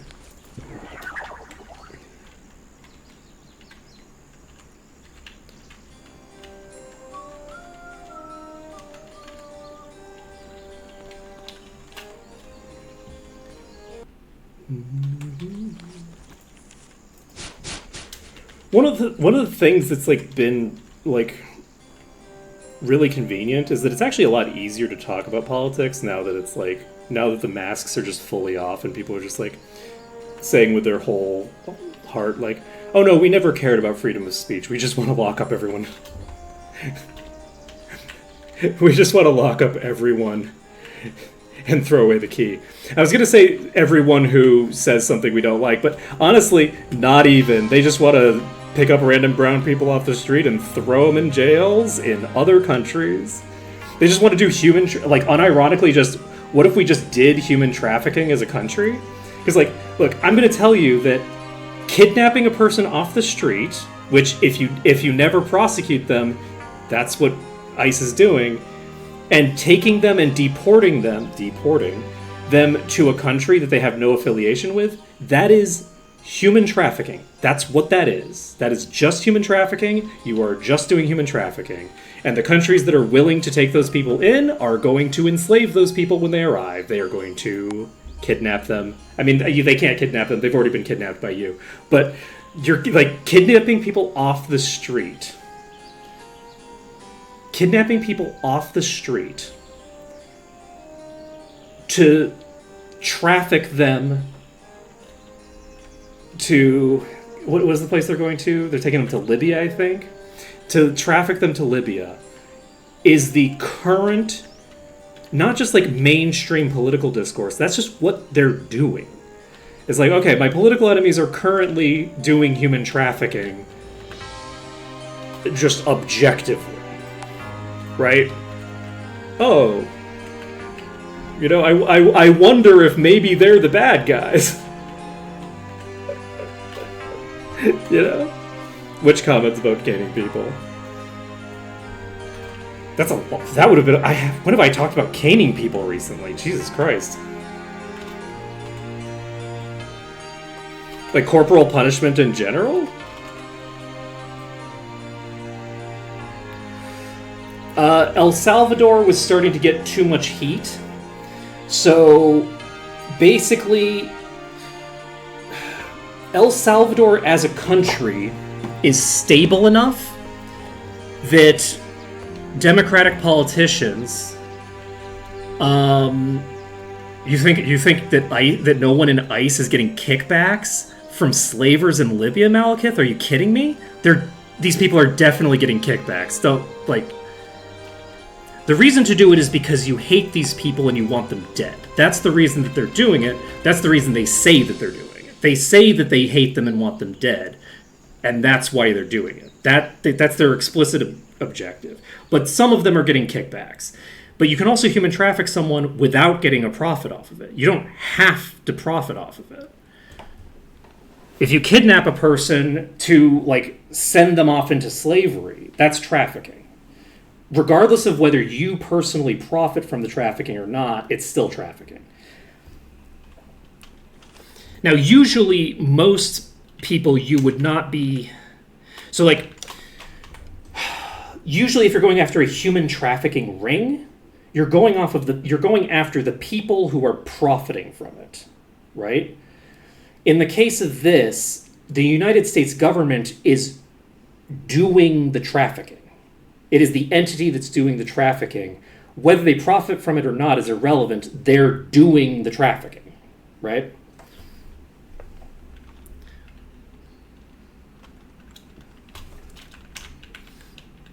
I don't know what going into a financial hole means. You mean, is it impossible actually to pay for deporting 20% of the population of a country? Yeah.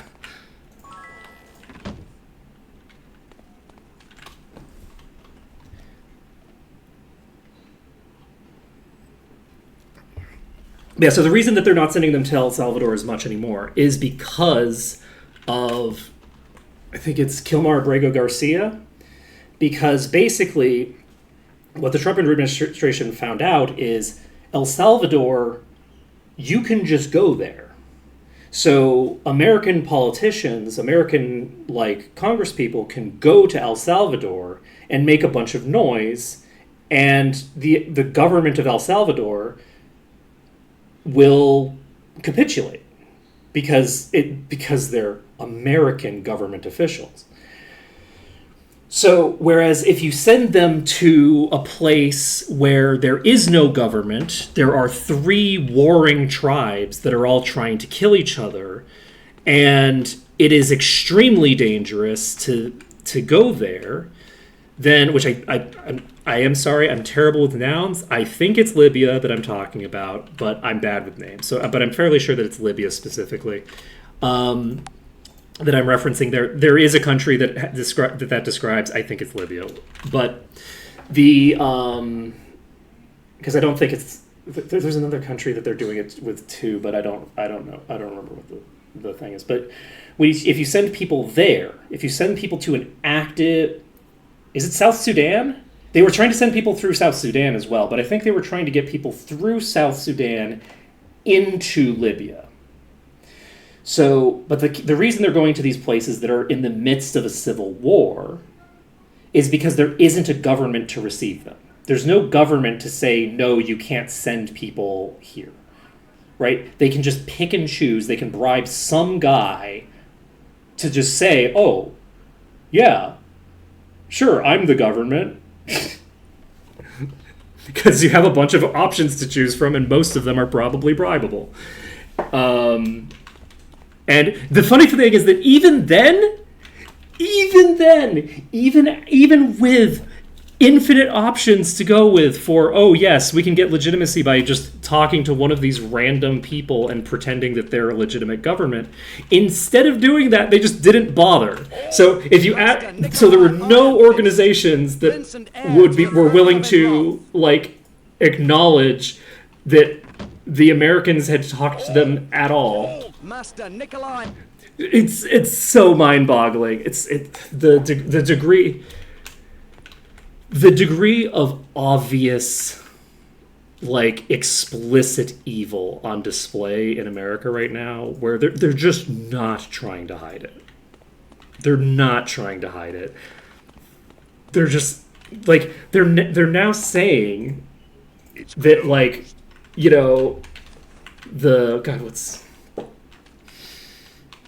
guy who just won, Mamdani. He has more names than just Mamdani, but Mamdani, I don't remember his name. There's people are the right wing is now, their discourse is now, oh well, this is proof of why we shouldn't allow brown people in our country at all, right? Because they'll vote in people like this. And the really funny thing about that is that the demographic group that was most predisposed to vote for him was actually white people. Because black Democrats are much more conservative than white Democrats. Because the Republican Party wants them dead. quite publicly. Coming right. That's not true. The Republican Party wants black people enslaved, but the quite publicly. But as a result of that, there are very few people who are black and willing to vote for Republicans. So conservative black people still vote for Democrats, but they vote conservative regardless, right? So as a result of that, like the group least likely to vote for Mamdani was the racial group at any rate was black New Yorkers for Mamdani. But that doesn't matter, right? The facts don't actually matter to the far right, because again, they are against the Enlightenment, and as an extension, they are against the idea of facts. They're against the idea of like being able to establish It's closed.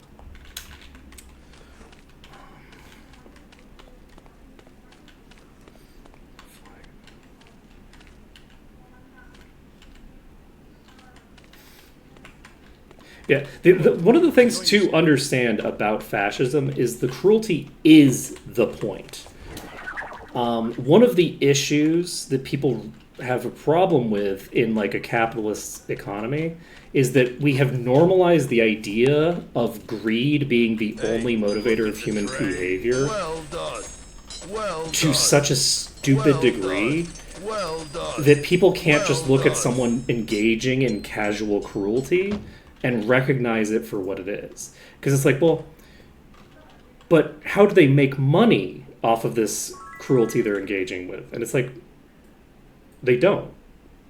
The cruelty is the point. That's why they're doing it. They're doing it because it's cruel to do this.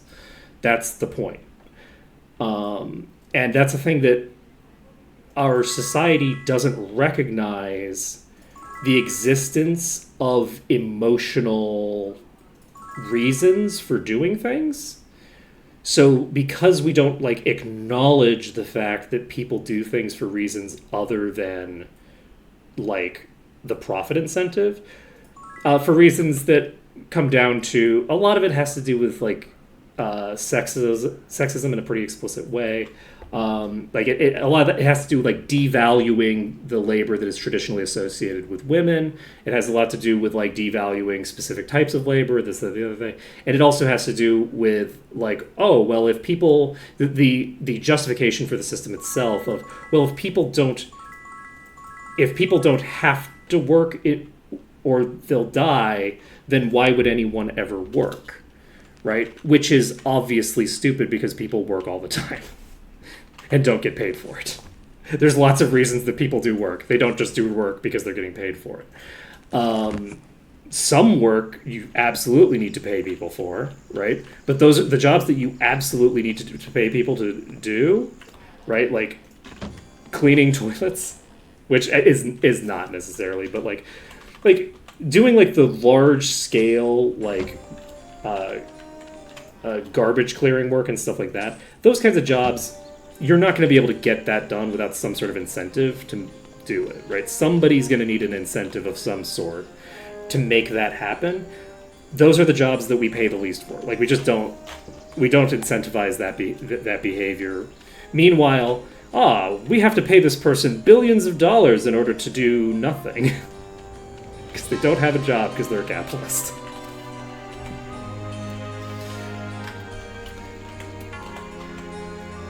But also, like, obviously, like, CEOs are just bossing people around. That's a thing people do for fun. You don't need to pay people a lot of money to do it. And then you could argue, well, that's true, but how are you going to get the incredibly competent individuals, like the idiot in charge of Square Enix who had to sell, like, a quarter of their intellectual property catalog to pay off his crypto fucking scam investments? Right? How could we get top tier quality like that guy if we didn't pay out for it? We do not get very good quality CEOs. They are not our best and brightest by any stretch of the imagination.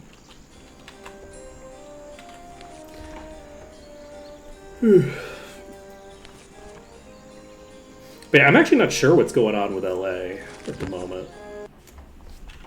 I actually don't know. I was serious when I asked about the Marines the other day. I actually don't know what ended up happening.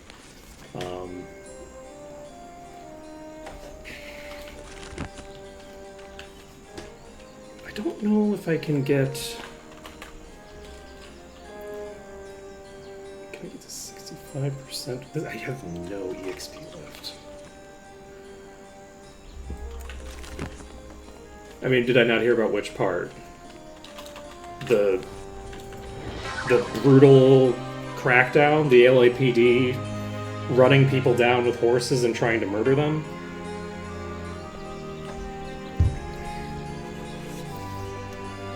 I mean, there's a lot of stuff that's happened in LA.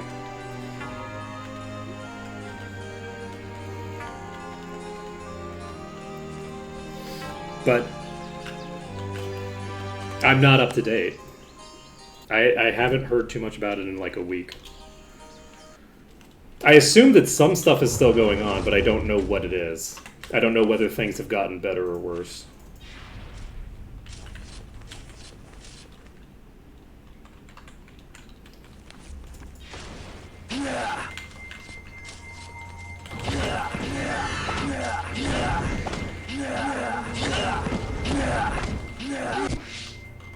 Hey, we learned Lloyd speaking. Look at us being all fancy.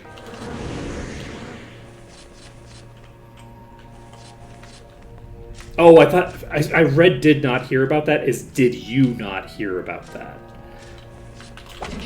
Yeah, it was just a random thing that happened. Shit. This is why you don't click on doors, folks. Yeah, it was a random thing that happened a while back.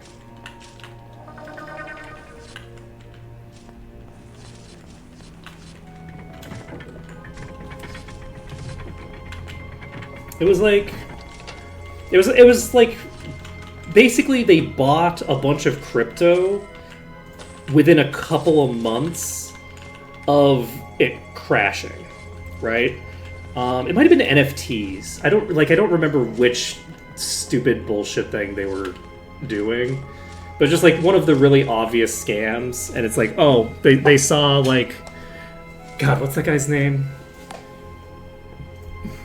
The guy who had Paris Hilton on to talk about her NFTs right before they crashed.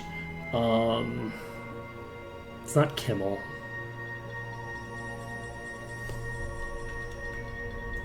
Fallon. It's like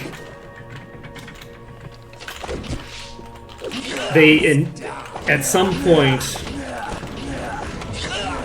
I think like in between, like there was like maybe a 3 or 4 month period, I think, between like the massive like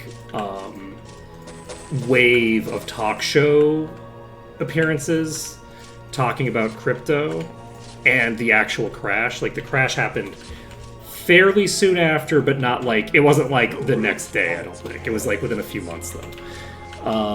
And between those two time periods is when they did it. I think it was...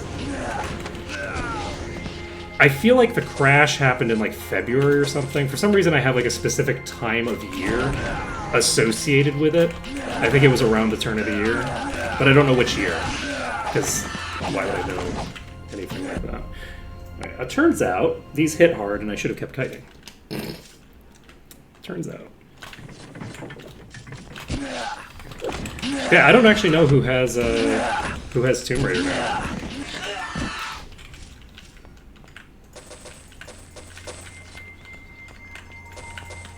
Yeah, this is like it's really hard to be as big of a multimedia empire as Square Enix is and lose money.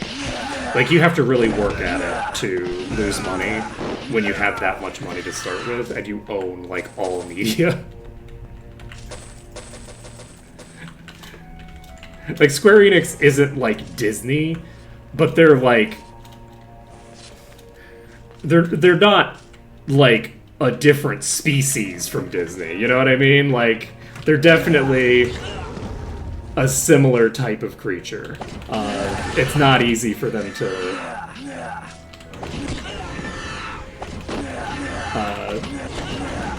lose so much money that they have to sell a bunch of their shit.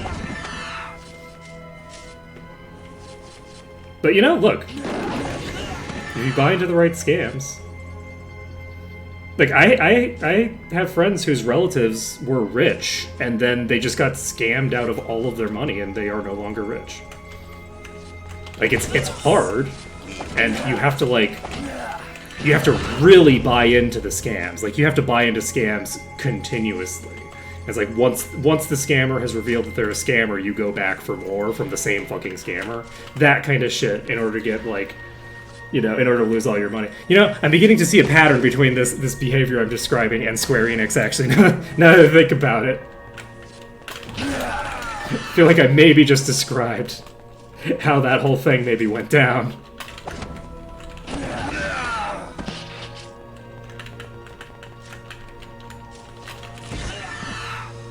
It was a map. We've got a map here.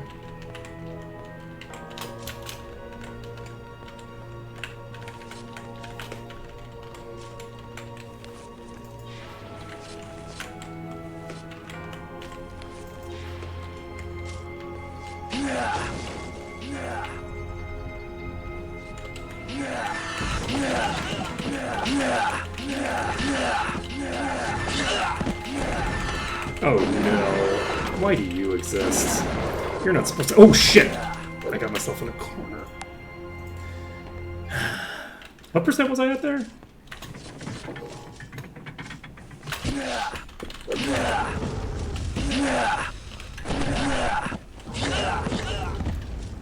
It was a pretty significant percent, right? 20-something, maybe?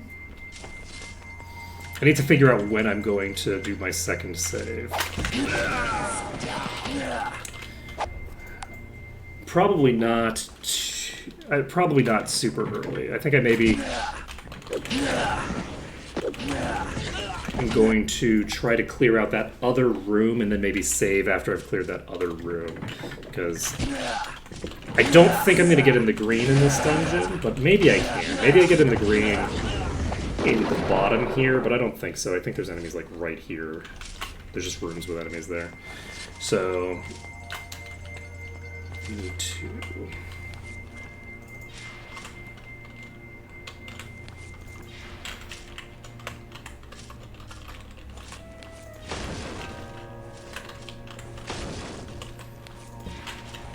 Oh, that's rude. I think that might blow up on them, because these projectiles have a fairly large AoE, but... Whoa! And that's why I didn't want to go... That's why I didn't want to go up the stairs. That's why I didn't want to... I should just shot up. They're tall enough that they probably do reach the ceiling.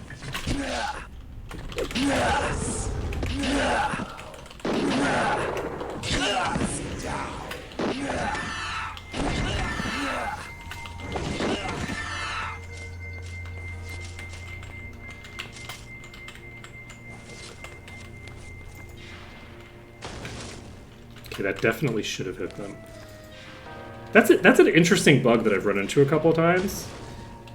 Like, I'm hitting the enemies that are in this corner. Why is it not working? Like, there's enemies right here. It's exploding on them, and it's not hitting them. This happened in another room as well. Did it happen in one of the werewolf rooms? And now we've aggroed them.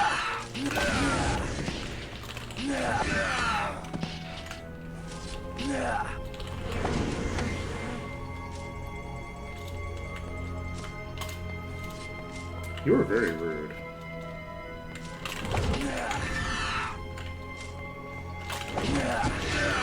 One might argue, extremely rude. What are you doing? Why are you aggroed? Right. Oh shit! I aggroed some of them!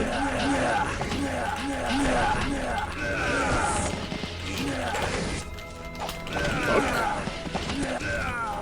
It's fine. Not dangerous at all.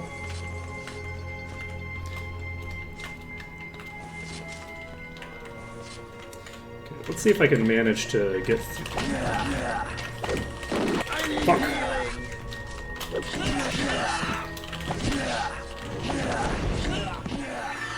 right?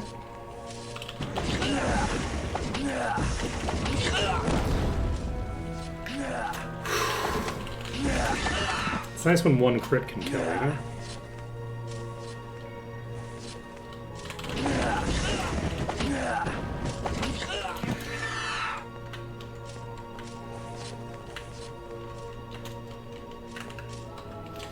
Okie dokie.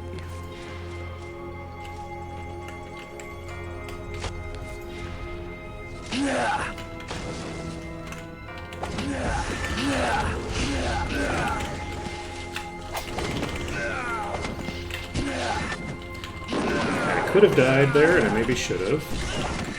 Still can. I still have it in me to die horribly.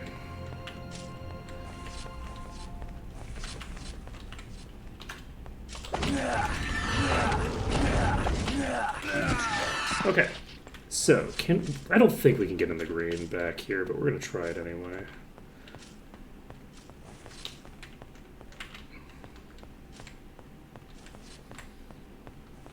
Yeah, I don't think there's any shot we're getting into the green here.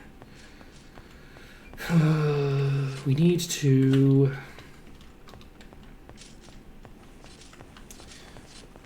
clear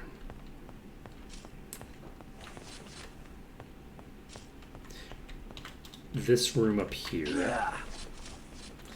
I think that it does make sense to try to clear this room, or at least clear a bunch of this room. And then once we've cleared a bunch of this room, I think this is the same pack that, yes, this is the same pack that had the boss in it. What I'm curious about here, I'm in the wrong room. Fuck. Oh god, why are you the enemy type?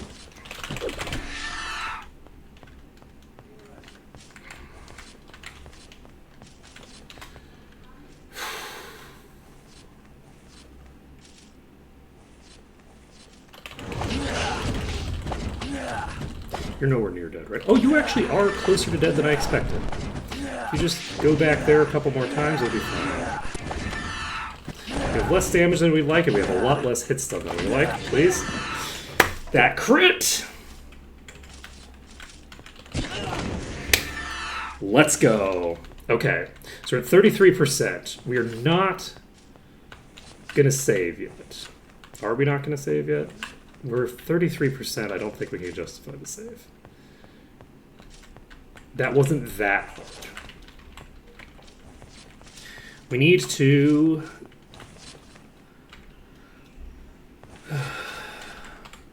clear out. I'd like to get like maybe one more big pack from in here. These have ranged attacks. I'm gonna kill myself. What are you? I've never seen one. This is a puller. So this should be way easier to kill. I don't necessarily have like full mana for it though, unfortunately, so we could end up with a worse situation as a result of that. We do have the ability to kite a single enemy with pretty good efficacy around here if we don't fuck it up. As long as we have space, we should always be able to get ourselves to a room. Let's get the job done. So we're at 38. If I kill 2 bosses here, maybe I should save, but I don't know. I don't think that I can necessarily justify pulling off a save here. Okay. 38. Can pop back here. What do we want to do now?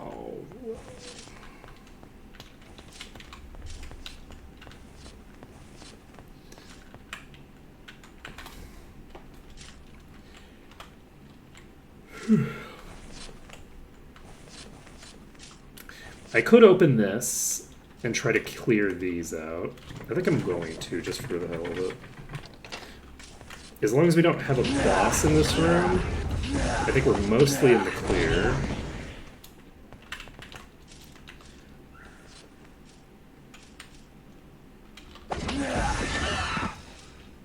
Okay. What did you just drop? Something shiny?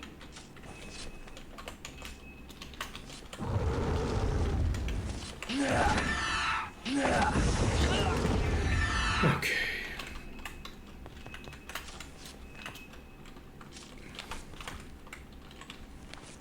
Okay, we're gonna shoot this into the room if we can.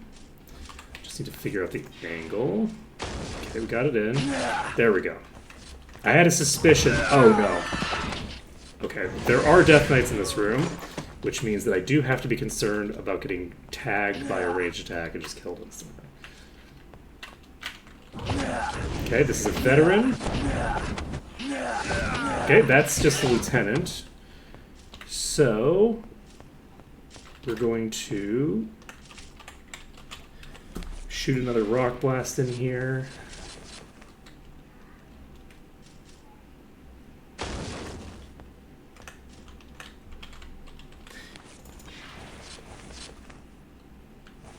A little concerned that I'm shooting over their heads. Okay, we aggroed 3 from the back. These are Death Knights.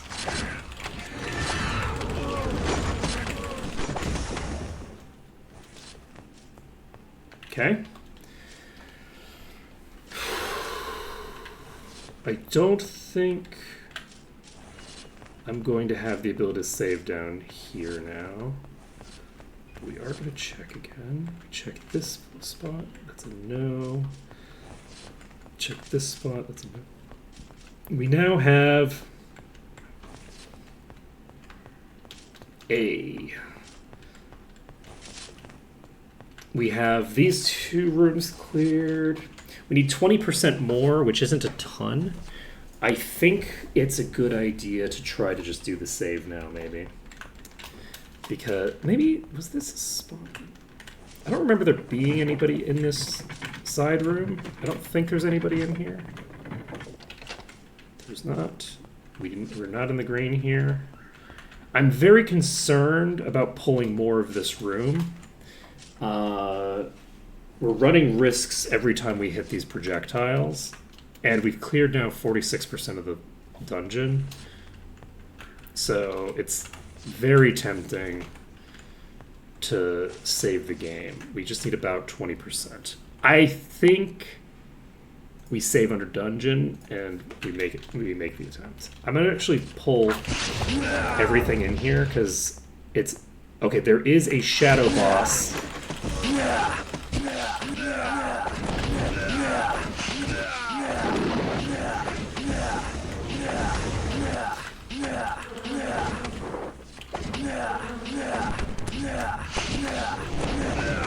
Okay, that one's toast. And that is most of this room, but potentially not all.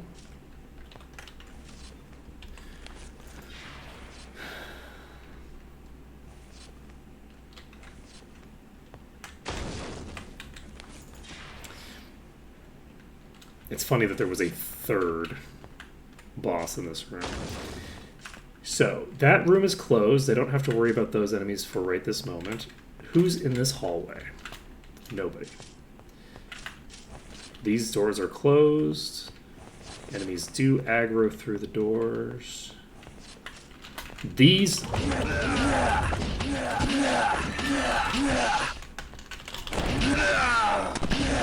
Okay, they can also attack me through the door. Good to know. Why did you not get hit? What the fuck just happened? The AoE did not hit that one. I don't know what happened there. The veteran in the front just didn't get hit by the AoE. That was unfortunate. Maybe the walls are janky here. I mean, we know the walls are janky here. Look at that. Them things attacking me all over the place. Okay. We're not going to get to...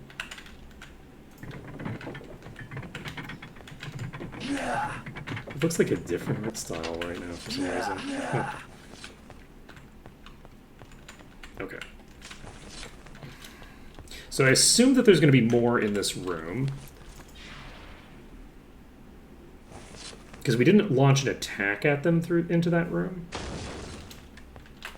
I don't know that we can get a clean angle that hits the other side. Yeah, we can. There we go. That's Cuisinarts, I think.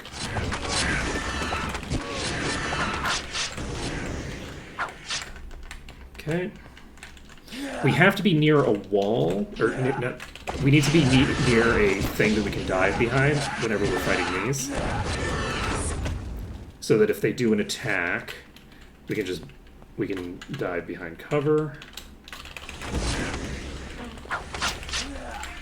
And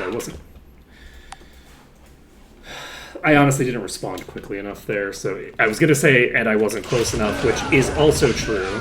I wasn't close enough, really, but that wasn't the fundamental thing that killed me. They both things would have killed me. So, once we've cleared out this enemy, which I think we get to around here somewhere, maybe not. Please. I underestimated its HP. The previous time I got more crits with the dragon, I think. That was silly of me.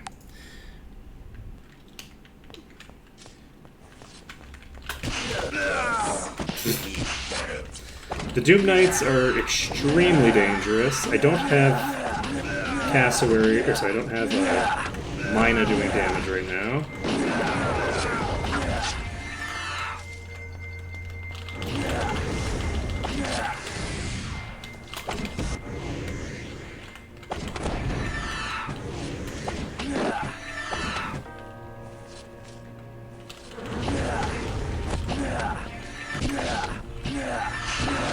Could you die, please?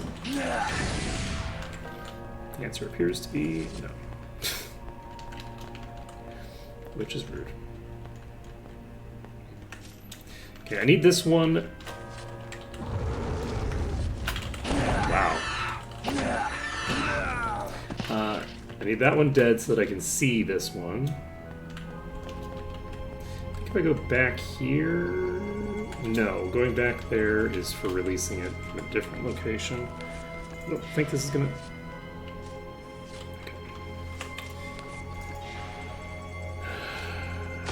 Okay. No, not quite. Oh! Okay, we got the hit. It did not trigger it to change its behavior in a way that got it to us. Oh, you're gonna be real rude about this, aren't you?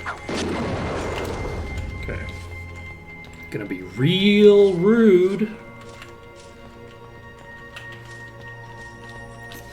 Okay, we cleared that pack out. Now we just need to... Well, I don't know. We might have some more here. We don't have more here. Do we go that other route? Let's open this door and see what's here. There's at least one Cuisinart. Fuck. Cuisinart does not have that much HP, it looks like. So that's good. So, how do I handle... Fuck. It's so funny, I just stopped because I was like, oh, I'm gonna have to reload now.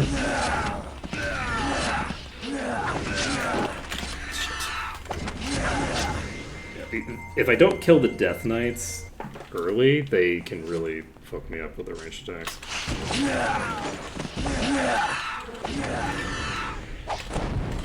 Oh, was not expecting that to get me.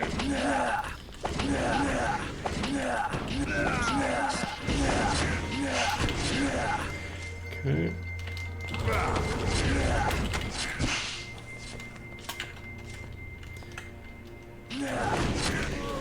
It's toast. I assumed the Death Knight is also down.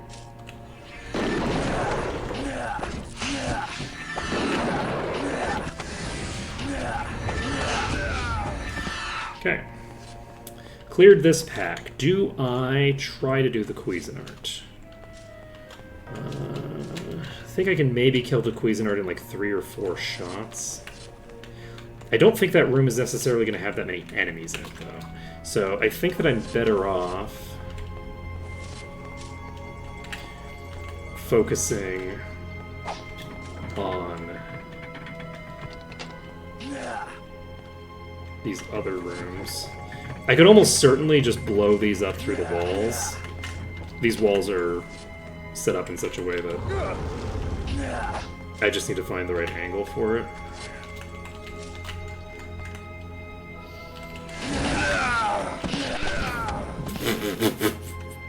I love it so much. It's so funny.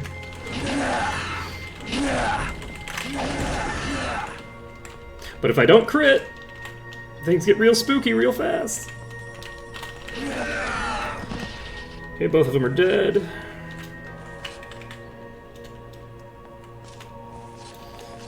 Okay.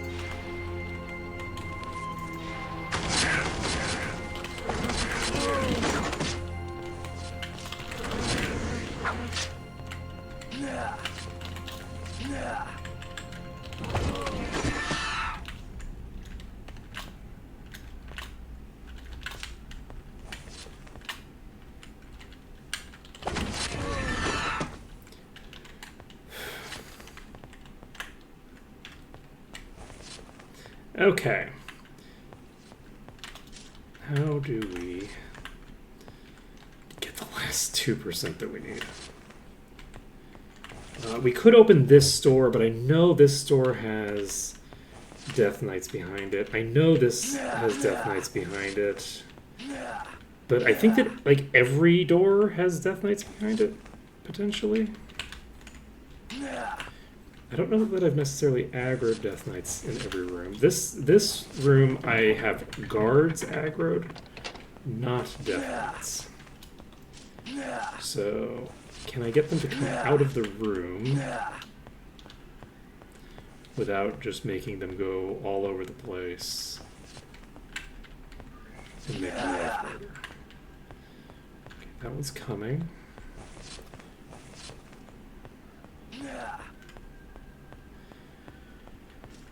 This one, hopefully it is a guard.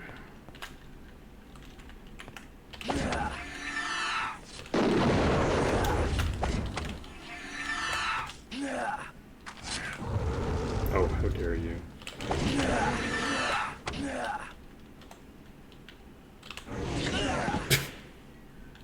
We gotcha. We gotcha.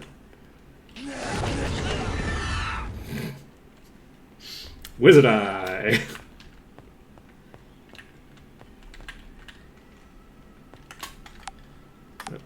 So, the door that's open is over there. Can I shoot a rock blast? No, I can't. Because I'm going to see them.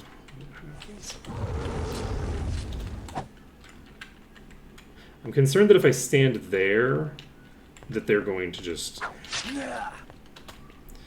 kill me.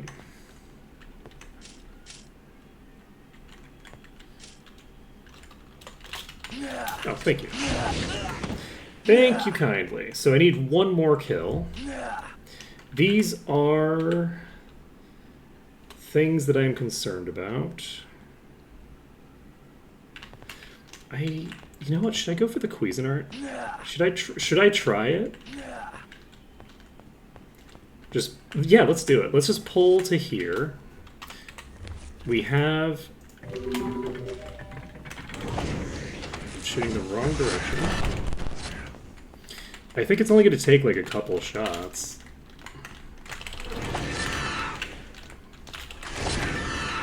Unless I miss. Oh god, I didn't get the crit. Okay, we got it. That would have been really funny if I didn't. Monsters are weakened and can no longer resurrect. Let's get out. We are leaving this dungeon to go save. So, we got that, and I think I'm hoping that we got enough EXP to leave. We did. So, we're heading back to Might and Magic, not 9. We're heading back to Might and Magic 8 now. We've finished up enough EXP here that we have to go back to 8. And we got about what we needed, I think. Right? Yeah, we have almost exactly 1 extra level. And we're getting pretty close. We're going to be back to Might and Magic 7 sometime in the near future. So...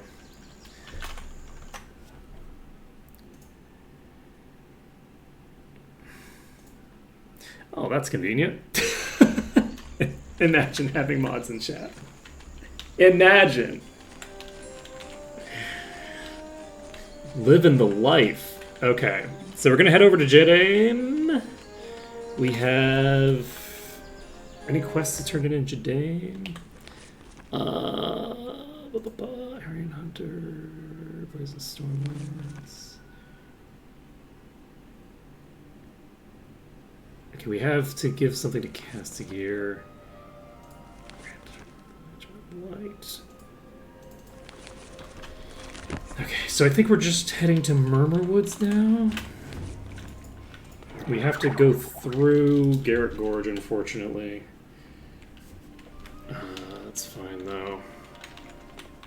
Welcome. Your supplies are ready. So let's pick up food in Murmur Woods, I guess. And we'll see how this goes. We can't get GM Light in 8. GM Light in 7 is not going to be viable.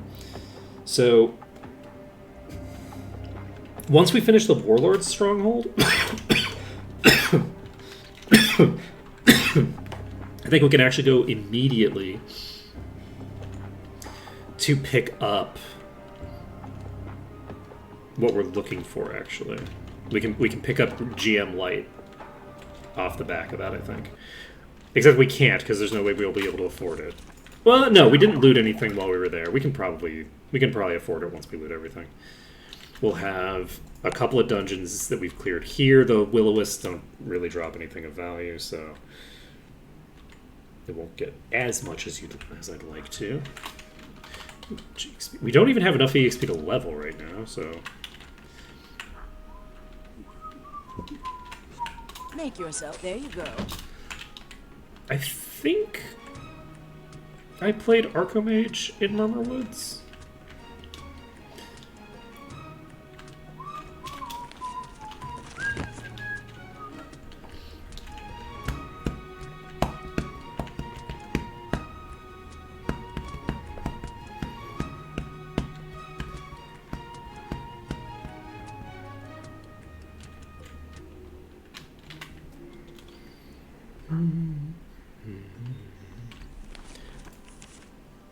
Oh, right, I could have put down a beacon there, huh?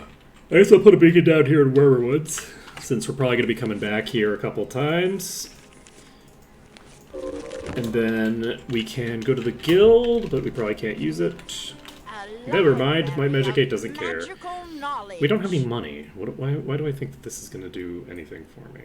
Do we not have Day of the Gods? Why is this so cheap? Oh, because I got GM! I'm like, why is this so cheap? It's like, oh, because you have GM... You have GM Merchant. You can buy anything you want now. Alright, so we have... Are we siding with the Clerics, or are we siding with the Necromancer? Ooh, it's tempting to side with the Clerics on this run, just because it's funnier. To side with the Clerics on the Caster run. Rather than siding with the Necromancers, who are maybe more similar. Could be kind of funny to do that. Should we do the hardest dungeon? Should we make our lives miserable? It might not actually be that hard. It might be fine. It could be fine. I have an hour and a half. think I want to do that tomorrow. Hopefully I'm not feeling as tired as the week progresses and I get used to not having AC, because it is rough.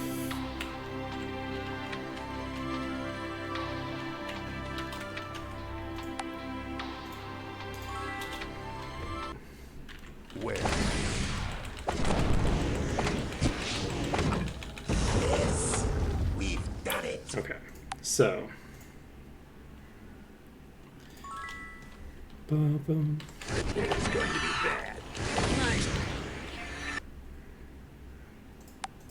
bad. We're not doing the hardest dungeon. We're doing an easier one. Okay.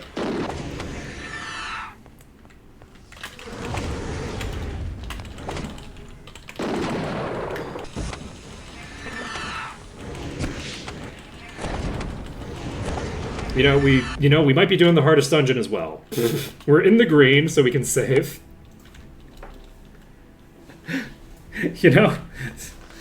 This might go very quickly, actually.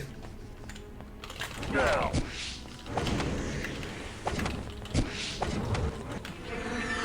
Okay.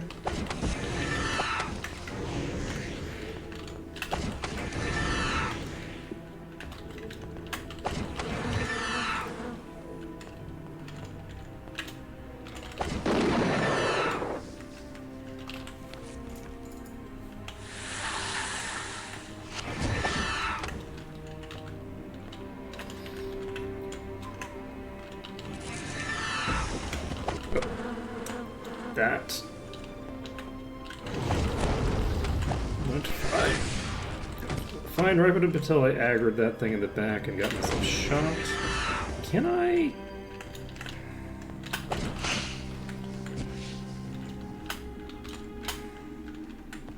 I don't even know if I don't think I can shoot that thing from there. I think it might be too far away. So it's like as soon as it comes in range for me to shoot, it shoots me. That's an improvement. I'm actually just going to back up and save, since you're just going to give me all this space to save in. Might as well, right?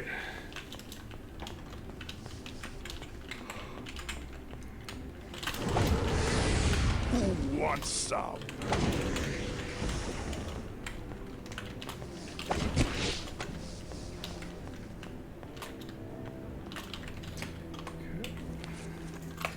That's the wrong character.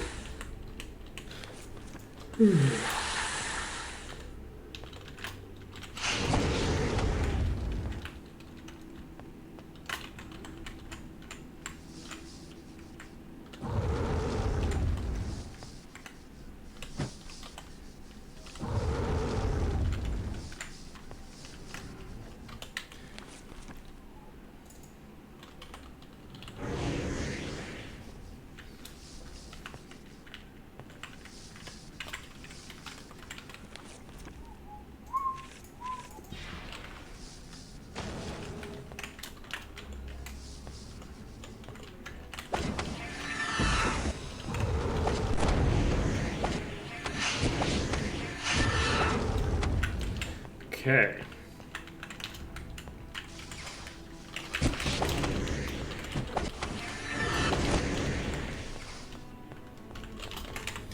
Okay.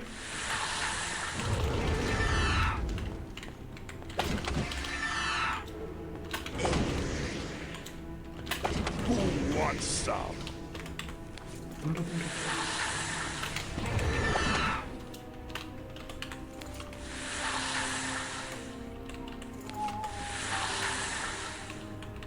Okay, there we go. Okay, well, let's back up. We can save the game.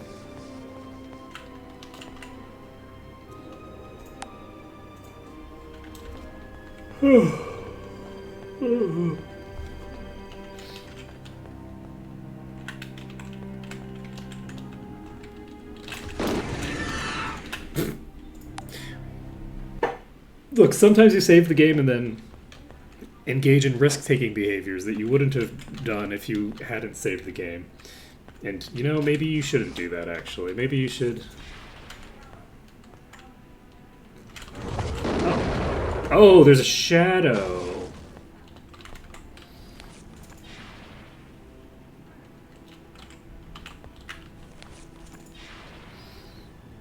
Okay, there we go. That's the shadow. Okay, well, how much damage did I do? Not a lot. We're gonna need to... We're gonna need to play with you for a while. I think I'm going to... Should I? No, there's no reason to. It doesn't matter. We already got enough cleared that we're not gonna make our life meaningfully easier by changing it up. So just pop there. Okay, pop here. I'm gonna try to use this room because I feel like I can probably... Excuse me.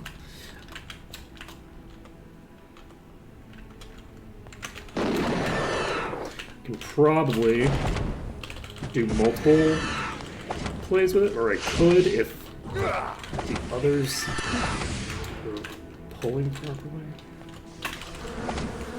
Okay, we got the dancing light. That's moving away from me, which is good. It's moving back toward me, which is fine. Damn it. This is going to be a bit tricky because I don't have vision on it. Alright, latest celestial.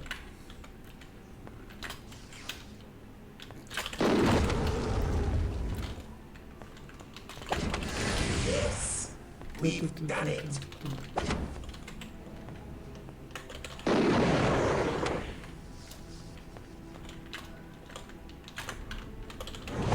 It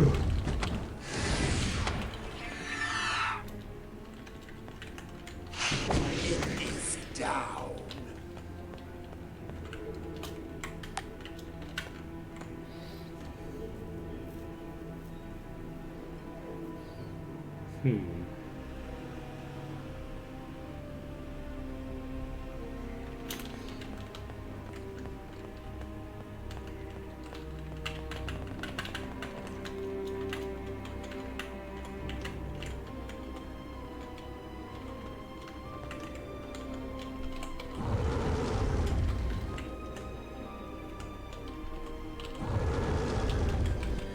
Shoot you in that room.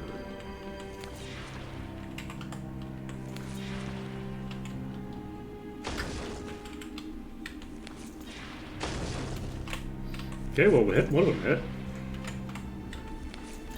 I don't know if that's because I changed my behavior or whether it's because it moved somewhere.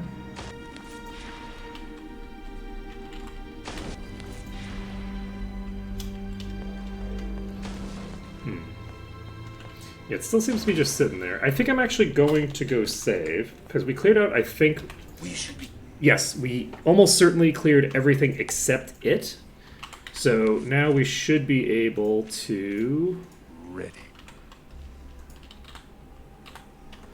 That was enabled. We should be able to just pop in here and blow it up with a fair degree of ease.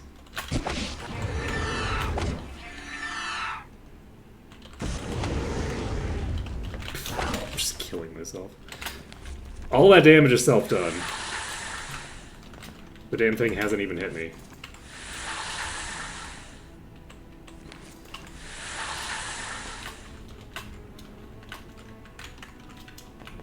Are you still in there?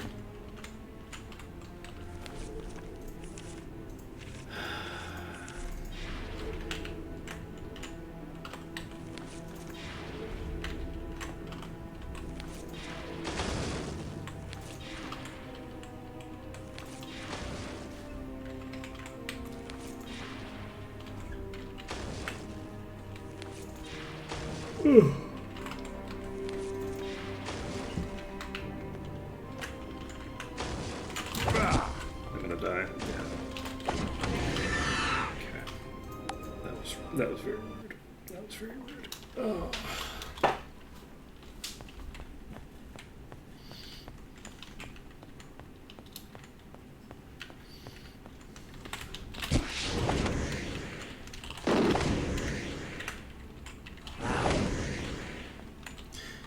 I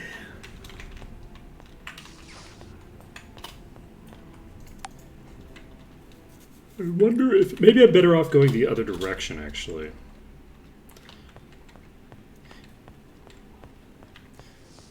I'm just struggling to get them out of the room,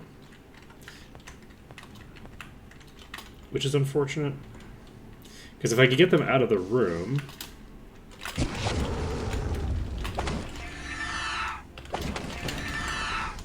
Fuck. Okay, we barely dodged that. You're to my left, I assume? Yes. I could just kill it with implosion from here. It's a match for me. Okay, it's moving. Just blast the shit out of it.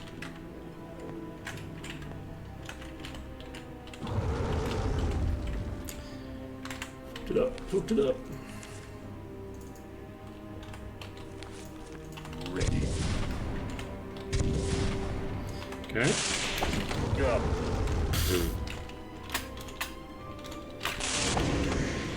Okay, let's switch back to single. Ready.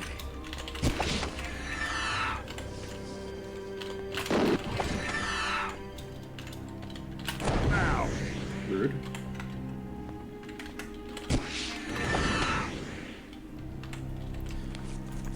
Whoa!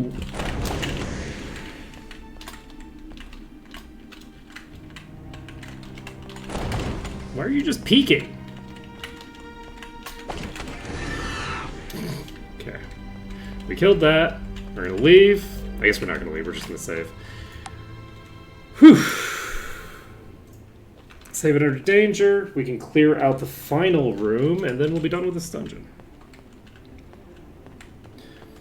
Boop.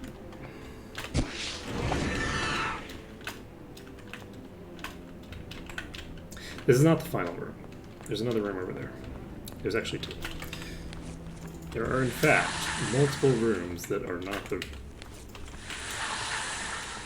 one that I just did. The enemies in here, the basilisks in here, will not be given a free ranged attack, so we should be having a much easier time in here than we had outside. Not that these were giving me that much trouble outside either, but this is kind of a funny shaped hallway. It's kind of hard to launch a shot down. This one's way easier. So that should be the last one in that room. I think I'm just going to go save. That's probably the last enemy in the dungeon, but rather than pull it on its own, we're just going to save so that we can, or rather not. The words exist. I have it on good authority. Alright. So, this is inventory 4, go to 5, go to 5, go to 5, go to 5. Okay. Nailed it. So, we have found this dungeon.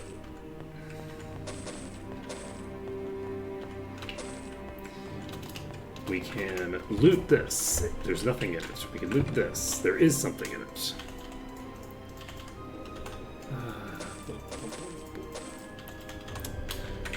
Loot it again. Loot this again. Don't think there's anything here. What did I have for breakfast today? Why am I hungry? Ah, yes. Am I too embarrassed by what I had for breakfast to say it out loud? No, I had nachos. I was feeling lazy, so I made myself nachos. Which is a very easy meal to make. Like, it's so easy to just, like, take some shredded cheese and throw it on tortilla chips. It is truly remarkable. I actually wish that I liked plants, because then I could add salsa, and it would just be like, you know, pretty bog standard appetizer. There isn't any room. It is funny that, like, basically all the food that I know how to make is, like, Mexican food.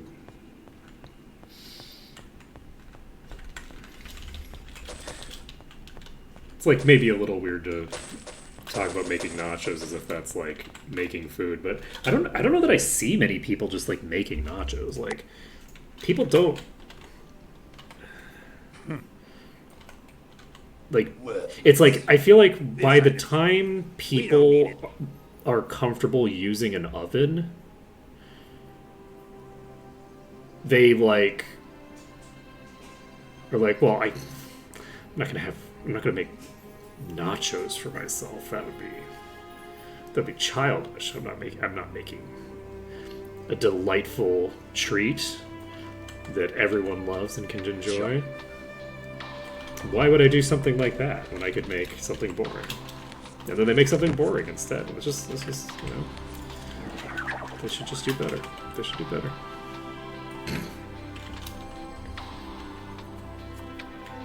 Okay, we have a quest completed, kind of. And now we tackle... now we tackle the hardest dungeon. I don't know which of these factions I want to join. I'm tempted to, like, leave that to, like,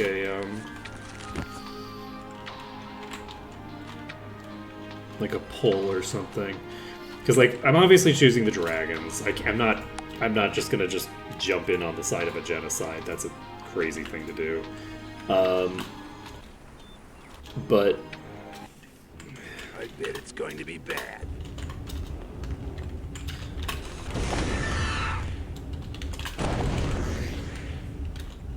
I guess I could have ended this time.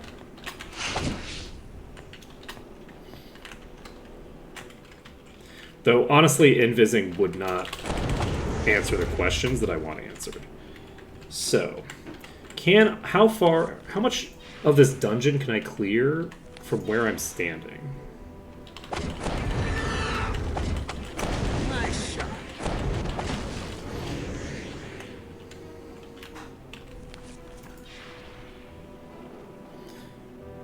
There's like a pack of enemies right there, right?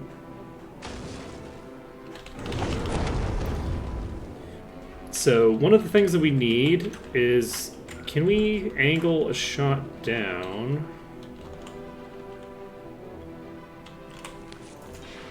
Yes. No, I guess I can't hold it right there. So excuse me, I need you out of the way so that I can do my trick shot. Okay. Let's move a little bit to this direction. It is down. Nice shot. Okay, we're 7% of the way cleared.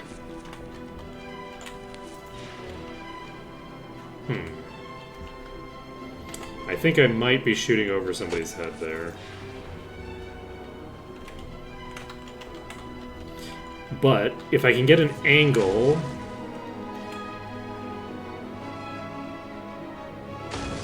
How did that not hit? There's no way those were too far away.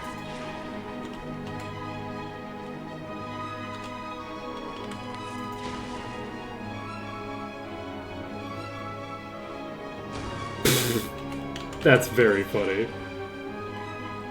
And this is mobile enemies. So those we can...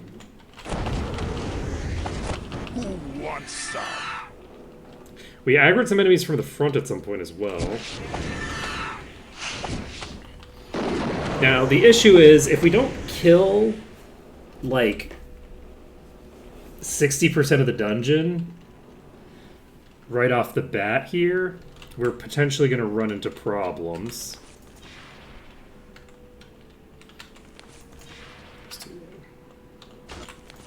So I'm going to try to basically tag...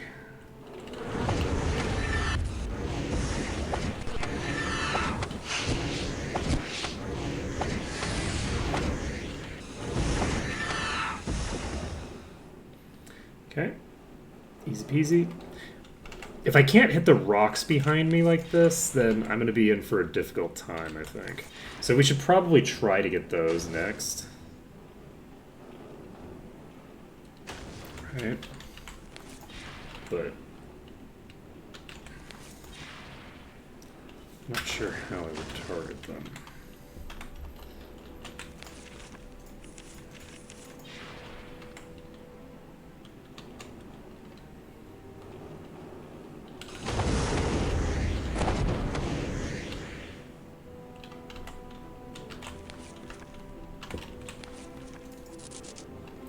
Death Blossom isn't going to work.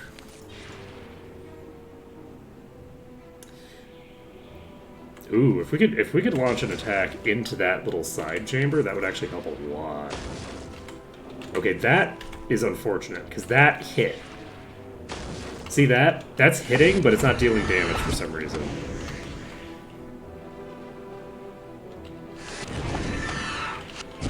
And that's pretty rough.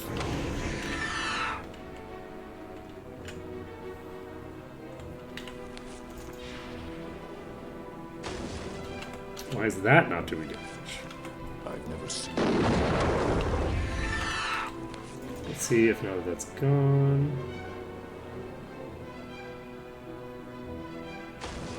Unfortunately, that's not sufficient.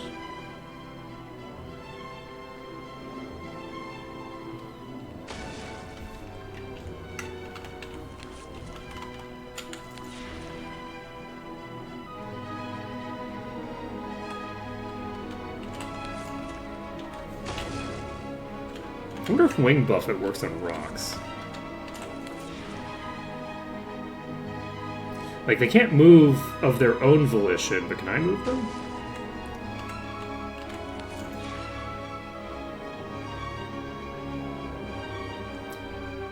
Okay. Come back out, but that doesn't really help much. There we go. So is there a way that I can make this stop happening? Do we know? Is there anyone in chat who knows what's causing this problem? Because I have an angle here. Oh, that worked. So it fixed itself, question mark? Sometimes it's working, sometimes it's not. As long as it works sometimes.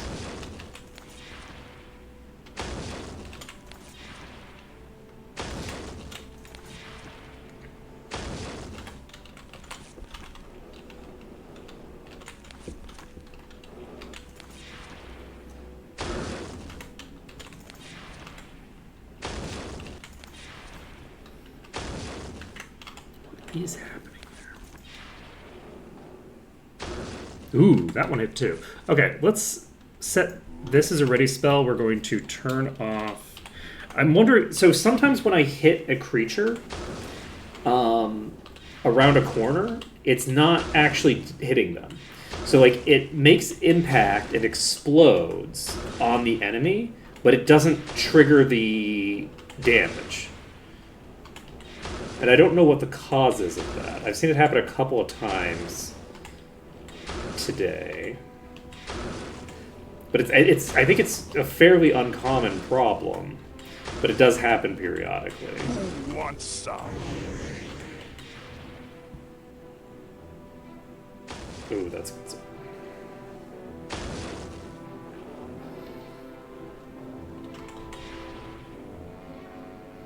So we probably need to adjust our position for this one. That is me missing now because the first one's dead. Not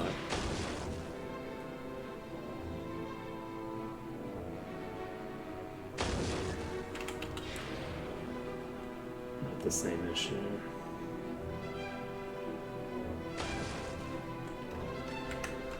Okay.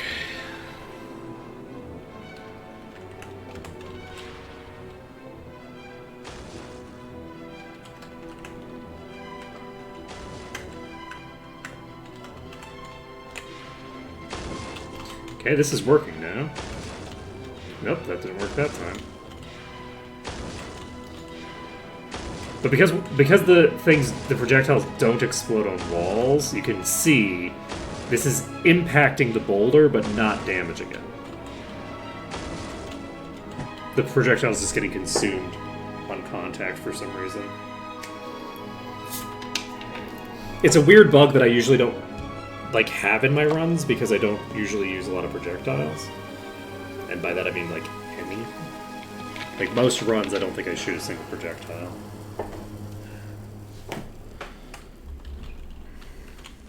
Well, okay, that's not true. I'll accidentally shoot a couple projectiles over the course of the run.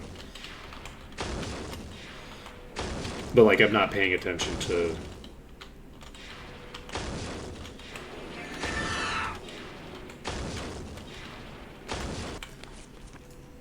Okay.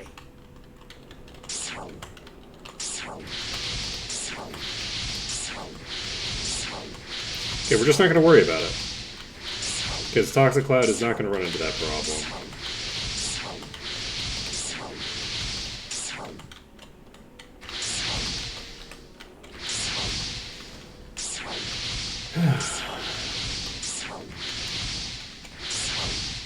Man, I'm looking forward to doing more of that Mystical in this game. It's really one thing that's like fun and nice is that like when you're playing a game with someone, like it's just nice to have like the ooh, you know, I'm gonna get to play that again soon kind of like moodlet. This works. Can this one hit too? Okay, they can both hit.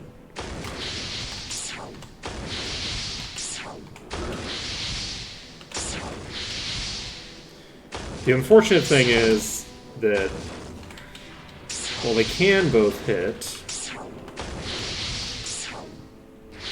We have 10 food. So one thing that we could do, if we wanted, is we could just save before jumping down. That's probably what we do. We just save save the game before we jump down, and then we jump down, deal with anybody that runs to us. The rest of the dungeon should be fairly simple. It's all melees except for the stationary boulders, and I have the ability to do indirect fire. So as long as I can shoot them around walls and shit, like there's no failure point where it's like, oh no, how am I going to deal with this boss, right? The big concern is getting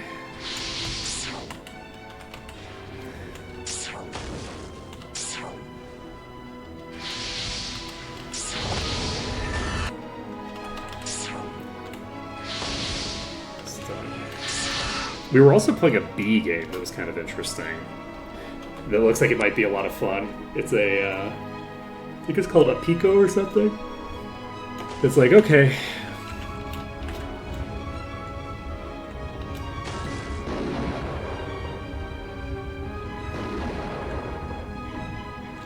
That was rude. Well, I'm glad that we saved. I'm glad that we saved before we went down there. So, that was very rude. I thought that was one of my boulders. It was not.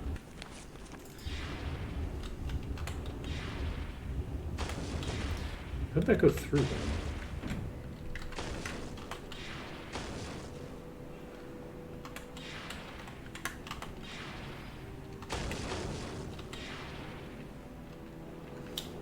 Weird.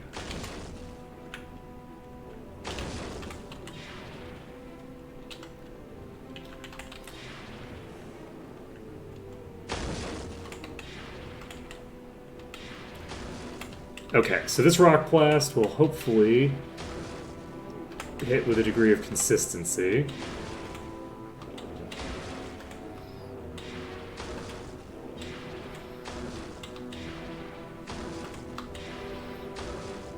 How about that for a proof of concept? I think that might be hitting the entire pack. Because it's just like exploding in between all the enemies.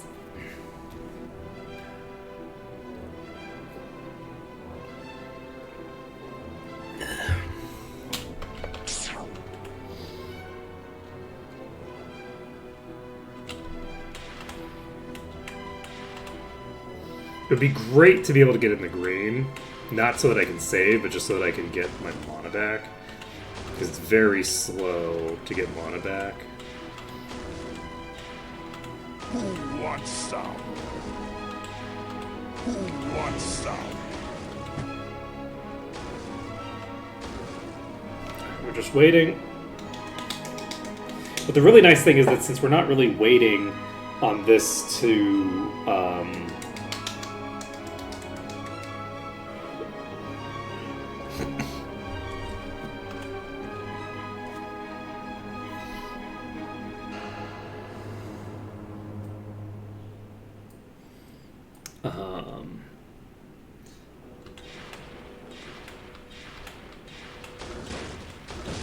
we're not relying on it hitting the target.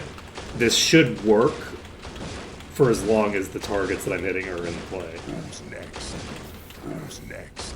Like, I don't have to worry about the thing I'm hitting dying. I could be wrong, though. Maybe I am bouncing into those enemies on the left side. You know, I think they have a lot of earth resistance. I think that might be a thing. I think they might be very resistant to earth and dealing. Because yeah, we're hitting a lot of targets and we're not hitting for very much. Because yes, hitting for 20k is not hitting for very much now.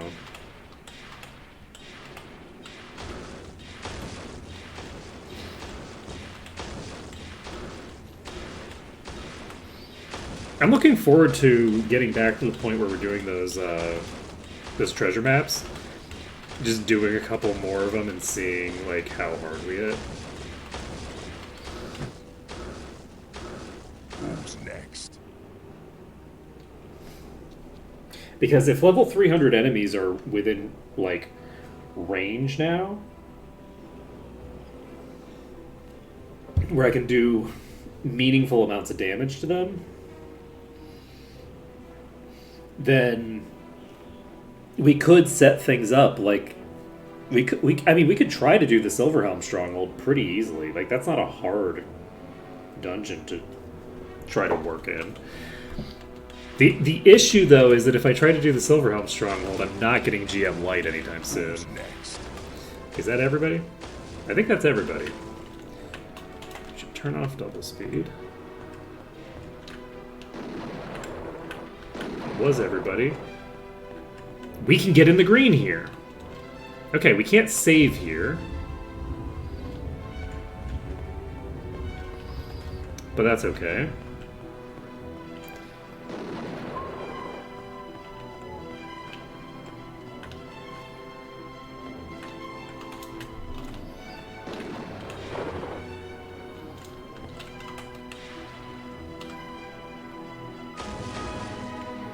Okay, so we hit somebody there.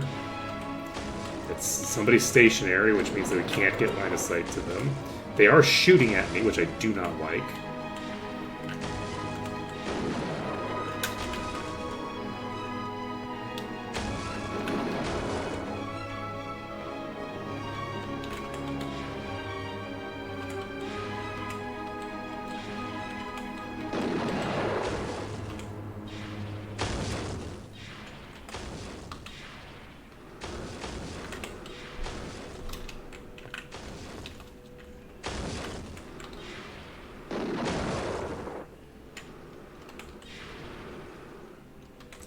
I think that gets the job done. It gets the job done because it explodes near them. But I'll take it.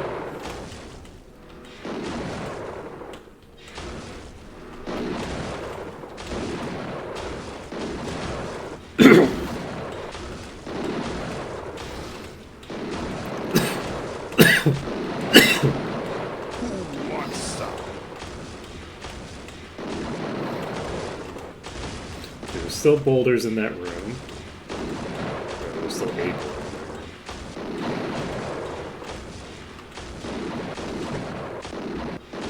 That's not gonna work. Okay, so we're going to clear out this. And once we've got this one cleared out, we can keep trying. Yeah, that is a top tier right there.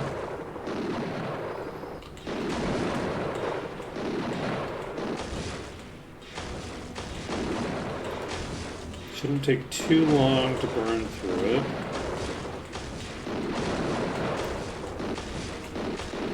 Ooh, I'm about ready for a nap.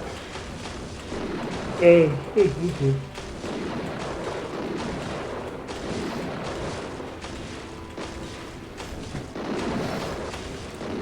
think you're allowed to take as many naps as you want when your air conditioning doesn't work. I think that's the rules, right?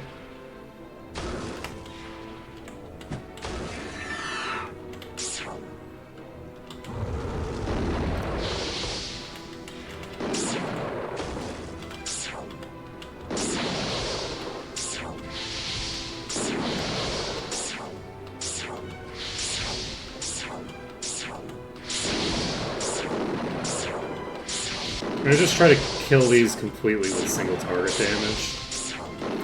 Because this pack I can just hit directly. I'll switch over to using Rock Blast if I get myself... I mean, not switch over to, but I'll add Rock Blast to it if I need to. Yeah, we're now...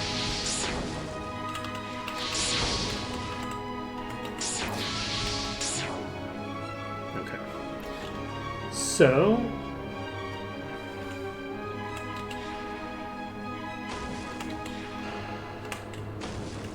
see, it's doing the same thing again. It's hitting the enemies, but not and exploding, but not in a way that does the job. That one did. And ignore the crossbows. They don't actually have. You're a Broodlord? You can't be a Broodlord. Oh no, I'm gonna die. Oh wait, I'm not gonna die. Why would I die? Ooh, that's why I would die.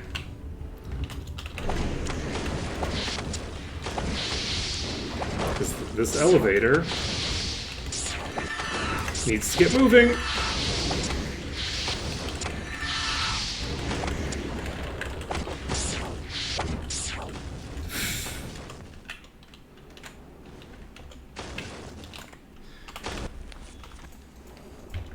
I can't do...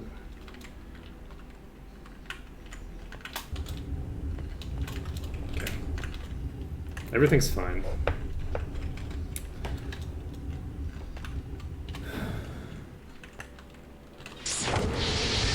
Beats me. I don't know. Luckily, these things have crossbows, but don't Ready to you. actually use them. They just hit you.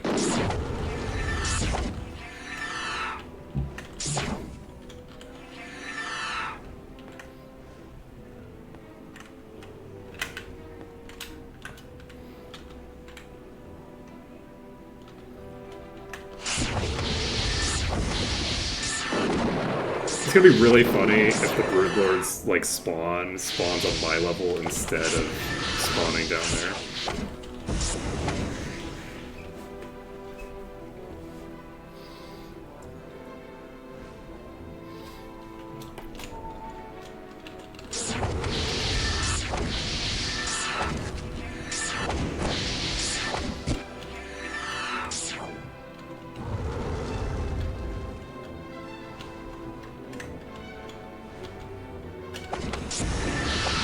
Alright.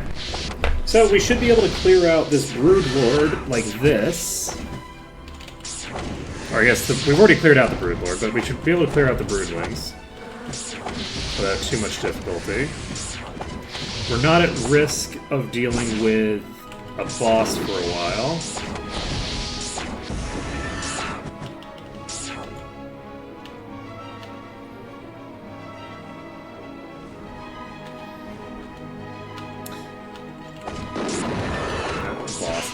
We're not at risk of dealing with a thinger for a while.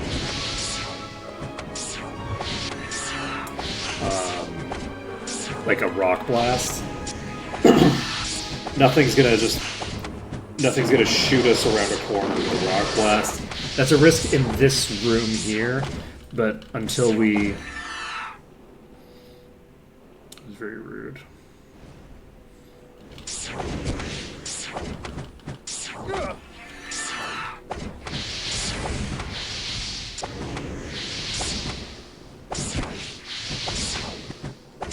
These have a lot of HP. I wonder what level these are. I don't actually have the ability to identify. Interesting. I need to figure out where the master... Wait, didn't we get master? Do we just need GM now? I think we just need GM now. Yeah, we got mastery. We just need to head back to the Thinger place.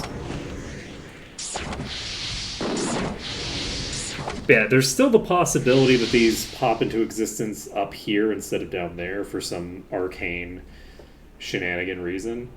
I don't think it's going to happen, but it could.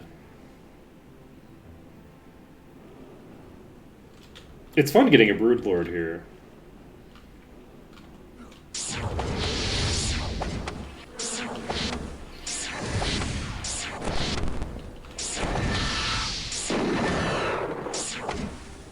Have we only died once? Like, probably, right? I think once we've killed this, we are actually going to use food to save. Because it's going to be a huge pain in the ass otherwise.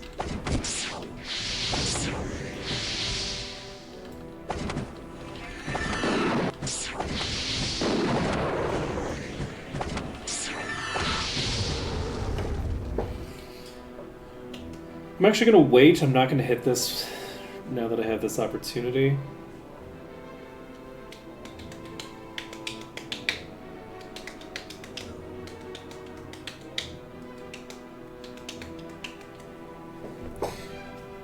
Just get a little bit of mana back.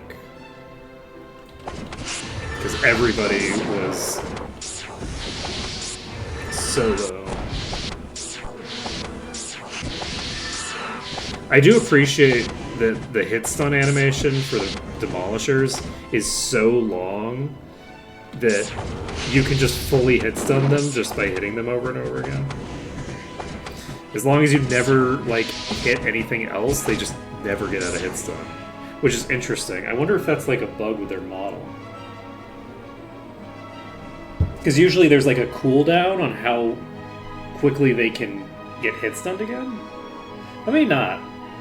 I think maybe I'm just getting faster shots now, so I'm going to be more consistently doing that. There's not a lot of enemies that have enough HP that it would be relevant, you know?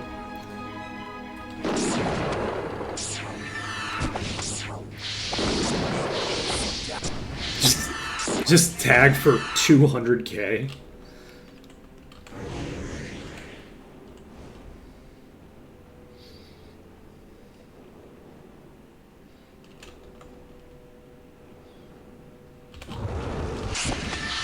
Yeah, if I can actually just wait for them to hit the right angle, I can do so much damage with Cassowary.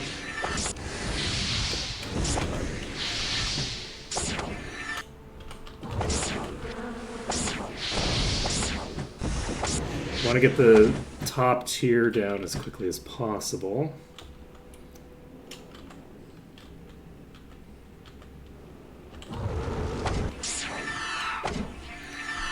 That one only hit for 21k, so I think that was only like 2 targets.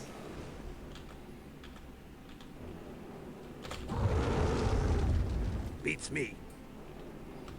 Pretty decent hit.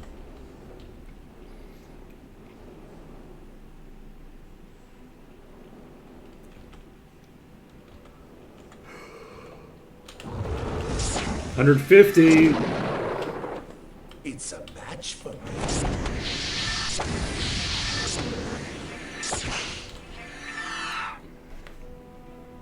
I don't know. Yeah, the enemies in here have pretty good HP bars. This is like they're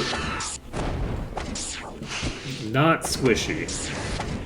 Obviously, this is a boss, but even with that, they're pretty sizable HP pools.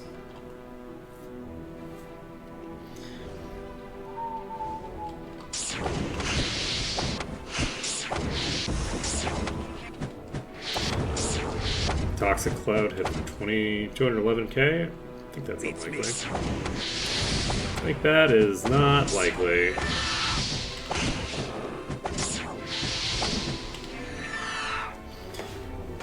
But yeah, we're getting there. We are getting there. Once we've cleared out this pack, and we've already gotten to the bottom tiers.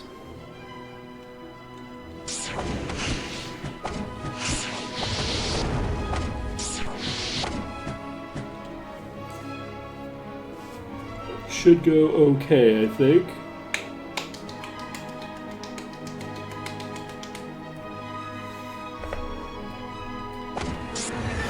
I'm also curious how much of the dungeon clearance is going to be obtained by just doing this one pack. It might get us to like 50-some%. Because every time we're killing one of these right now, we're spawning new ones. So we're not going to be really increasing our clearance percentage, but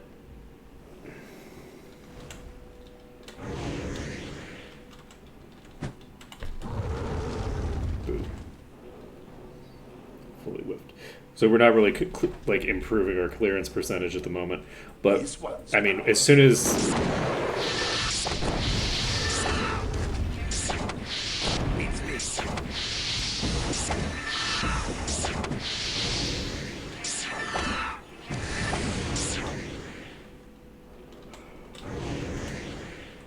nice. Yes.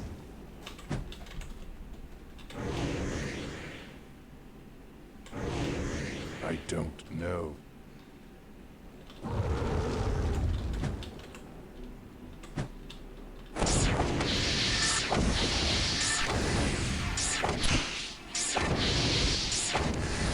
It's so funny how many enemies are out here now. Never seen one before. I also want to prioritize getting the Juggernaut down. The quicker I get the 2 Juggernauts, there's probably more than 2. The quicker I get however many Juggernauts we have left dealt with, the more the damage can be split. Because like killing these bottom tiers doesn't really help me that much.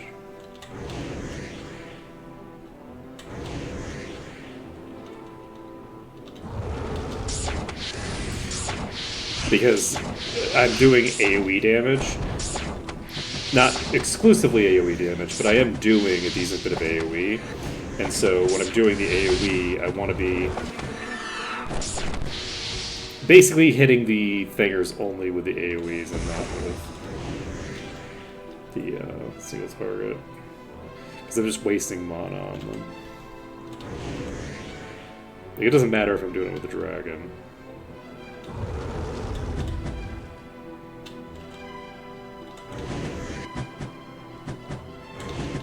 I just realized that I could just hit A.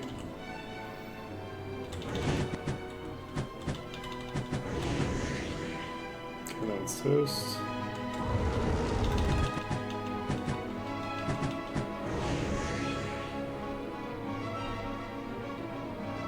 Let's take it. 300k! Let's go!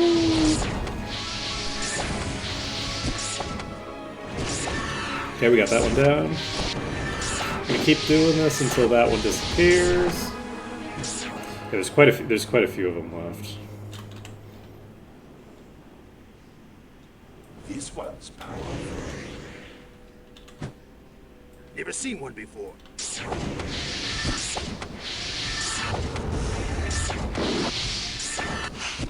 Never seen one before. There we go, we got another one released.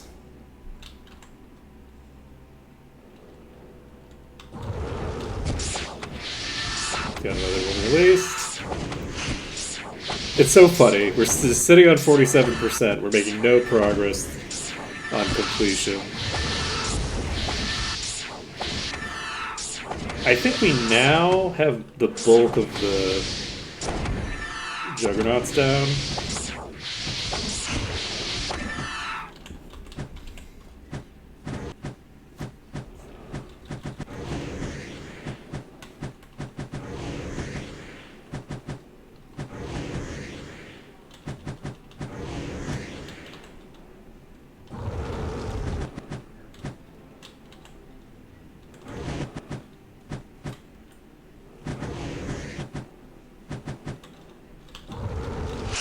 How did I have it? Oh, we have a juggernaut here.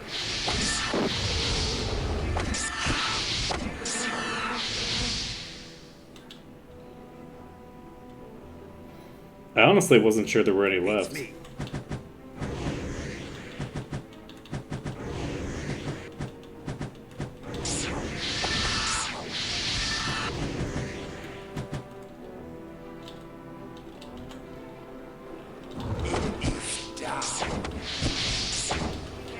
That might be the last one of those. We are at 49% now. I should probably swap to AoEs. Ready.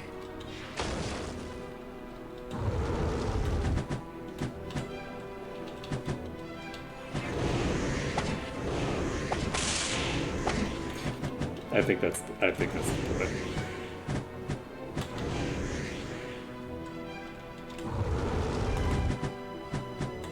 Never seen one before. We're basically gonna wait until we get to like 30% mana again.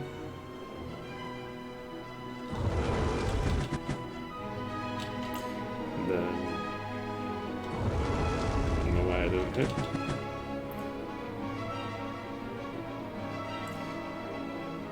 I have some idea. I probably just Beats me. You know, I'm not gonna lie.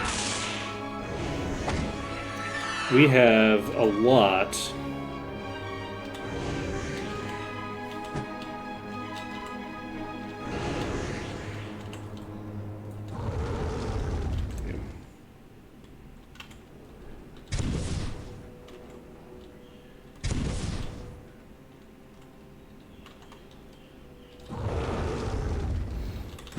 We have a lot of damage. We have a lot of these left.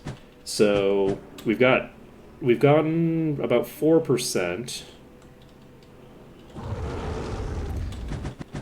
just getting these to this point.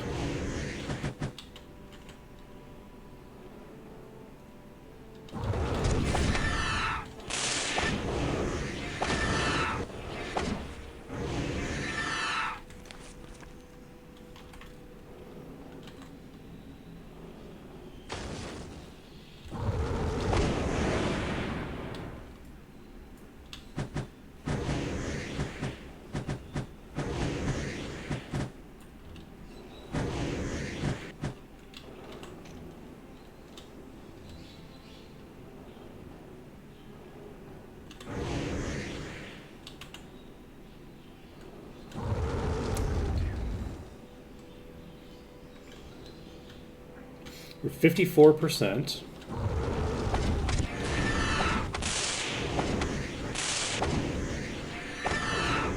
Jeez. I don't.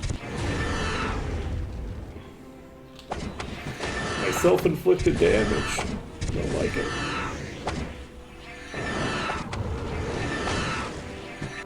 Wait, did that Inferno just hit for like 30k? Oh my god, I can see them all from here.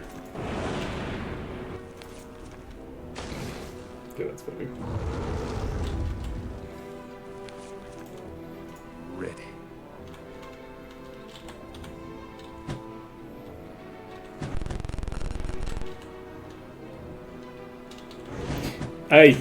I literally have been just on the rotation, and I don't think I'd noticed an Inferno even going off.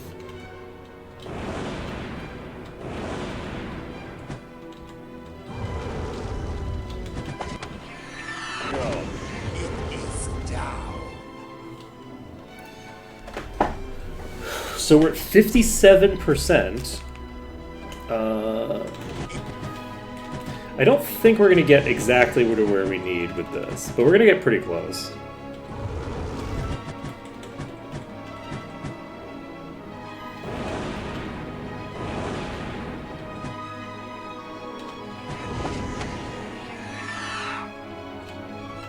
Not a lot of them left. I think it's just the one. Ready. Let's take it. It's not. There's more than one.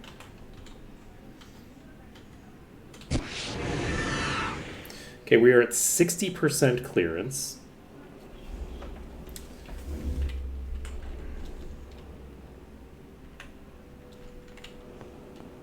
I think that's every mobile enemy. That sure looks like a rock.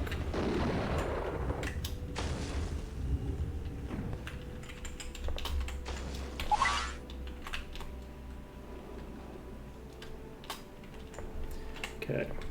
We are going to swap to Rock Blast. And we need to find an angle on one of these rooms.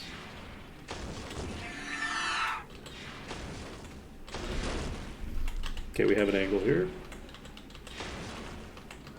Unfortunately, again, it's not working consistently.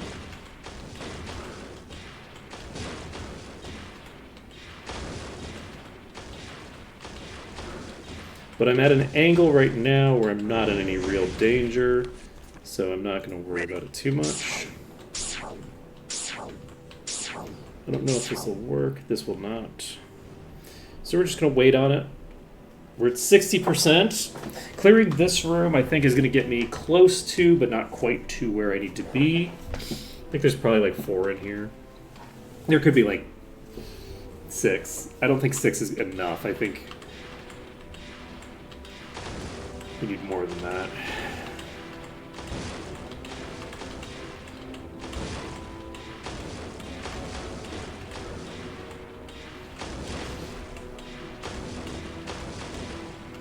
Unfortunately, we're not going to consistently get the hit here for reasons that are a mystery to me. I just have no idea. It's like treating it as if I don't have line of sight. Or rather, it's treating it as if the projectile doesn't have line of sight. I believe. I'm not sure why. Because Who wants some?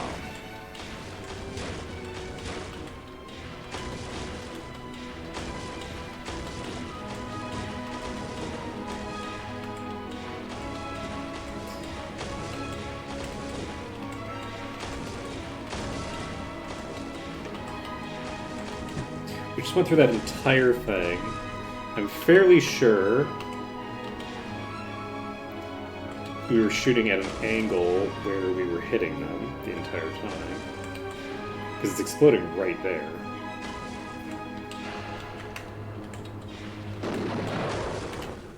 I don't want to stand there. I'm shooting out of the wall. Oh god. Fuck! Please! I'm gonna die. I'm literally gonna die here. I'm gonna fucking die. These are moving so fast. Die. Oh my god, I can't believe I died after all that. I should have just saved when I killed the fucking birdlings. Ugh, okay. After all that, I have the audacity to just die. Alright, so this gets me to these. How close are you to dead? You ever seen one before? Kinda close to dead.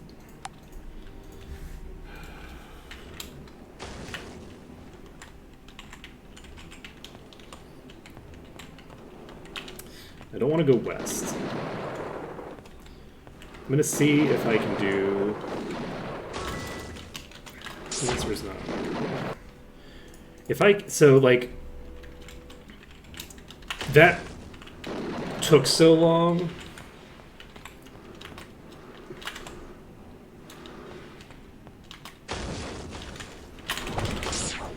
That it's really tempting to try to do a strat like this, just to get the...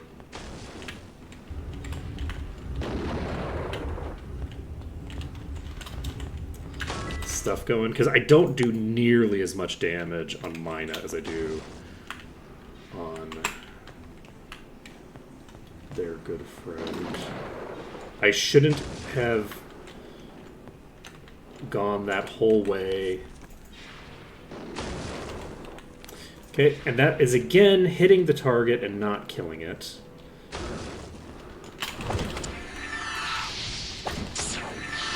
Why? So why is that happen? If I could fix that bug, I could get through here so fast. I could, this dungeon is so fast if I can actually hit enemies that I can hit. Jesus.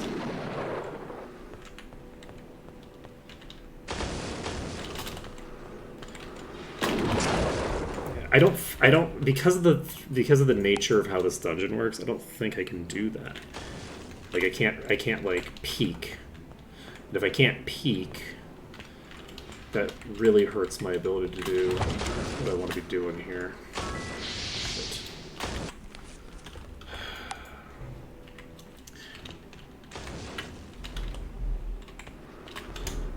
This is earth damage. This is not physical damage.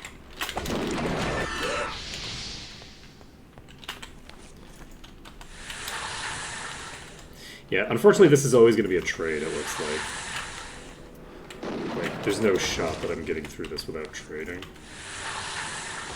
Not realistically. Didn't even hit. Pretty cool like that. Okay, let's... Okay. swap to our AoEs. Ready to use. That's these rocks down.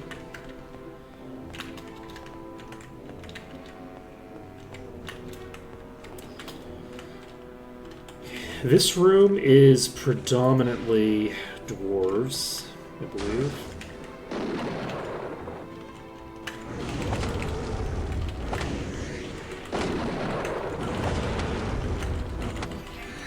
So this should be an easy clear.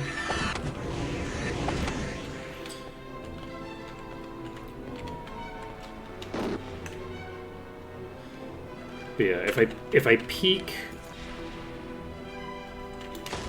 yeah, even if I don't peek, these have a decent chance to just kill me. This is a bad, so that's a bad room for me to be in. Let's see, are there more down this way? Or is it just you? I think it's just these. So I would just need to kill those. It really sucks that I lost all that progress.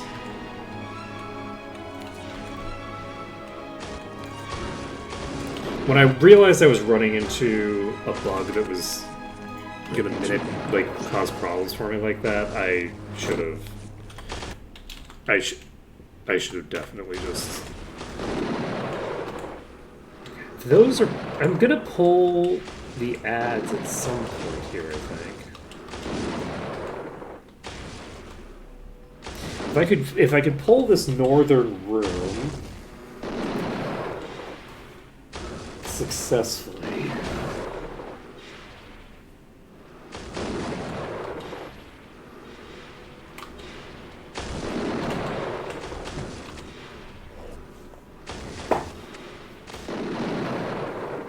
But yeah, that's actually them shooting into that hallway, not me.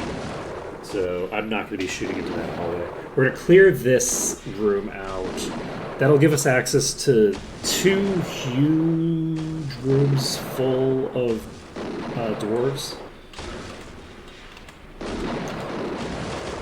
That'll get us a lot of progress.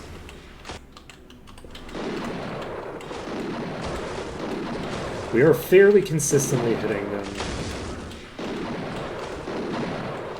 So as long as we're consistently hitting them, we're fine.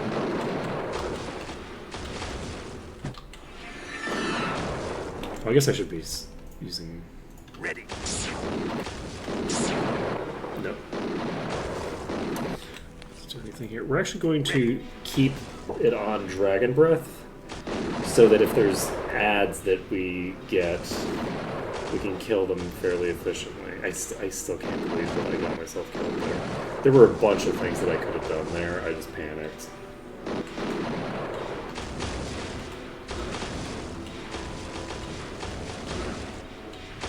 Who's next?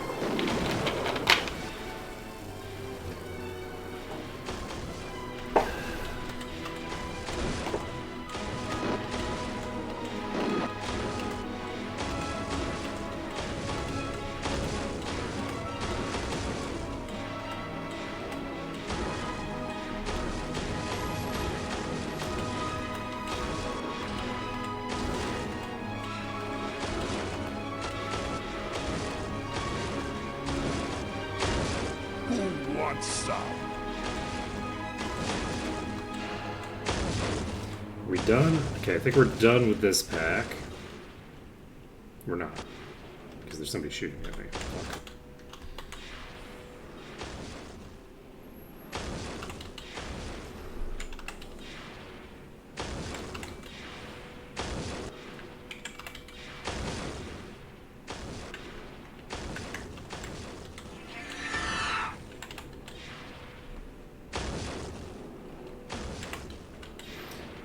Oh shit! I just did the same damn thing again. Completely being on double speed. Why am I still on double speed?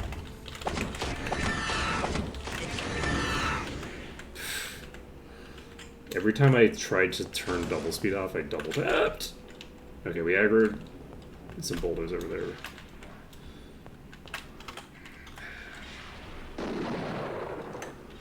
That thing is shooting at me. I'm so upset. I'm so upset. I lost that whole file to a couple of losers.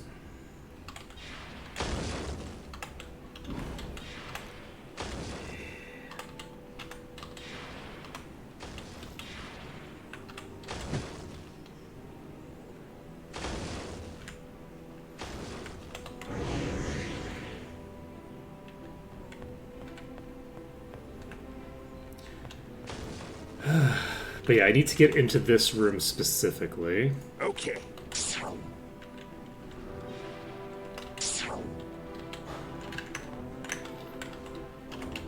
Which sucks, because this room is going to be a pain in the ass.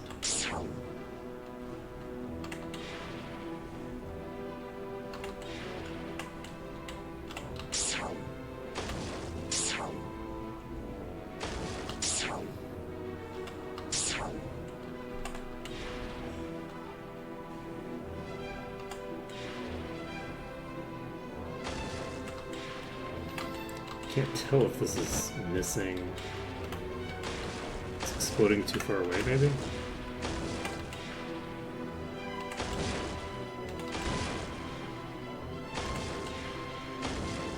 Fuck.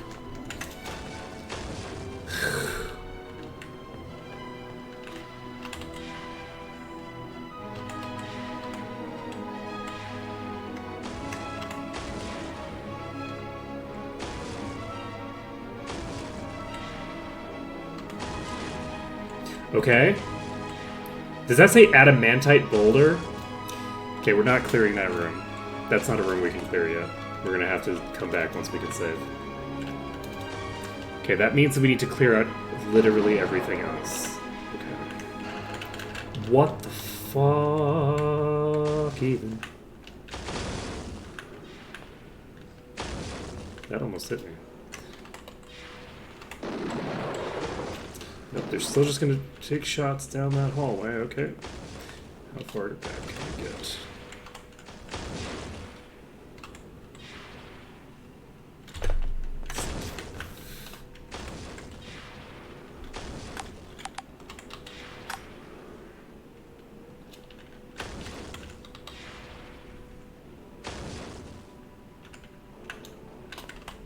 Okay, I think the last time... I think the last time I fired on them from over here.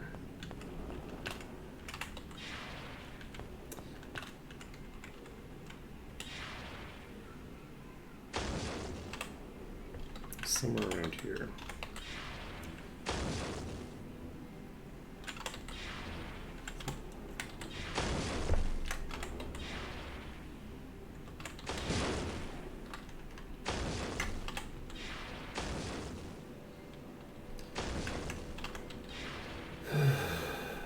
It's not gonna do the job.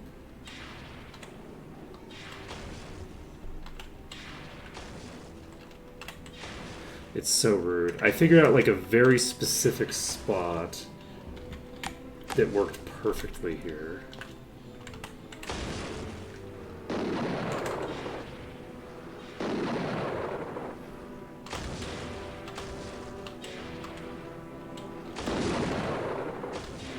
This is hitting and not doing anything.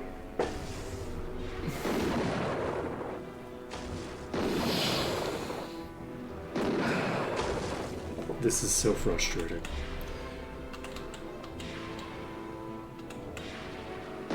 Yeah, that's it making direct contact.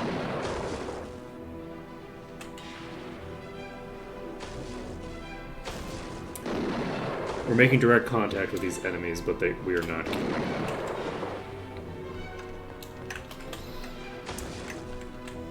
Imagine if 80% of the time one of these enemies shot us from a different fucking room with these...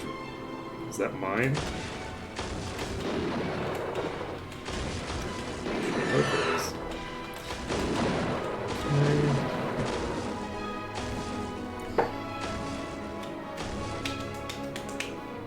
It just didn't... Okay.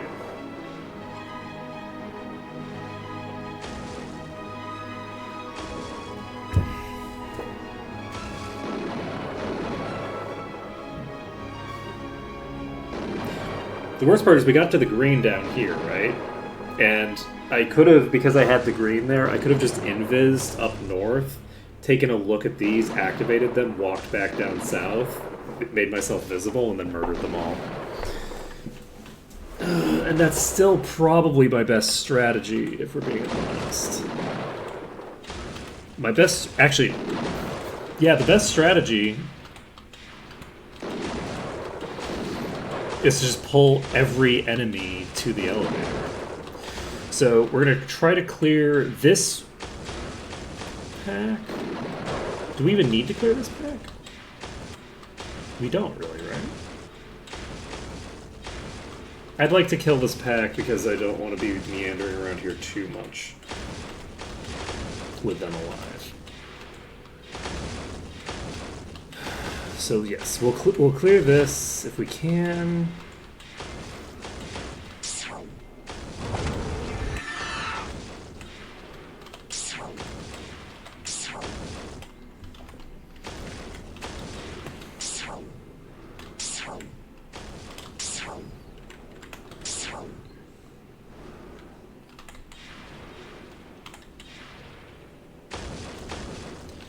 I'm lazy. Okay, let's...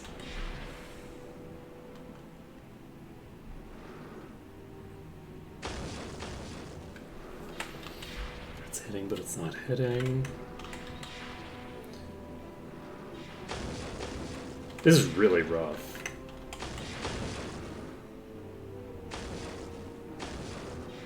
Because that's very obviously like a bug.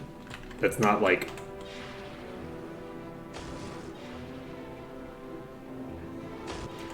Like, it would be one thing if that wasn't hitting because I didn't have an angle for it. but to have it not hit because the game just isn't registering the hit, even though you obviously... Is it because where I'm standing, the enemies aren't loaded in or something like that?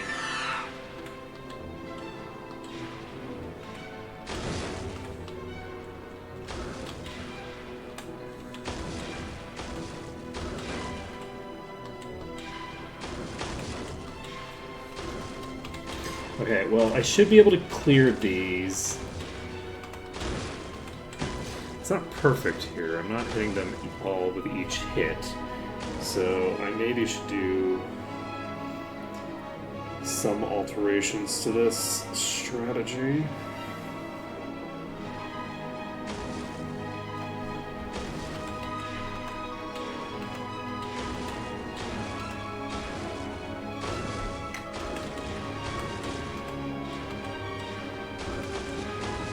Yeah, I'm only hitting half of these, I think.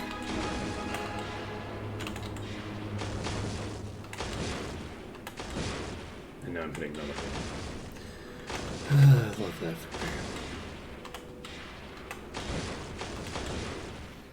me. Okay.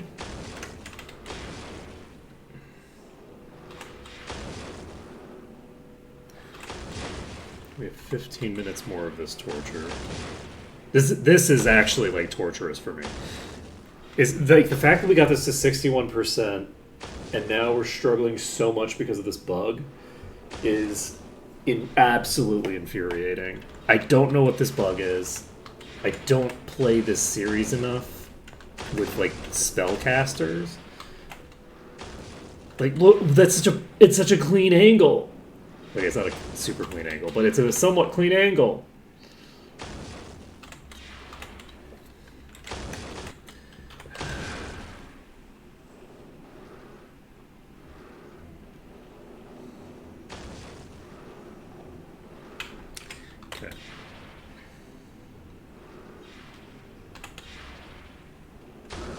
Okay, we got a good rock west there, I think.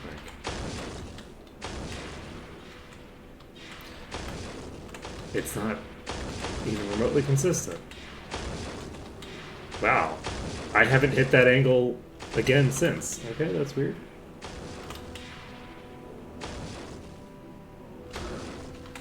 Okay, that one hit.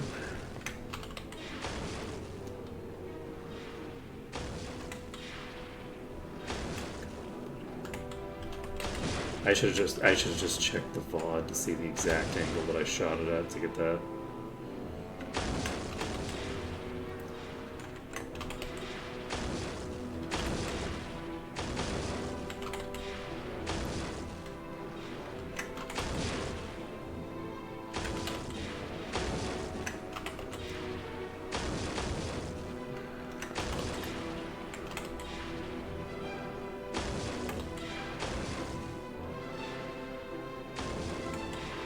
It's also funny because I was fairly certain that we were going to have a pretty easy time with this dungeon, and like the dungeon is not really in theory that hard, and I am fairly certain that it's a line of sight bug that's specific to AoEs, so I could hypothetically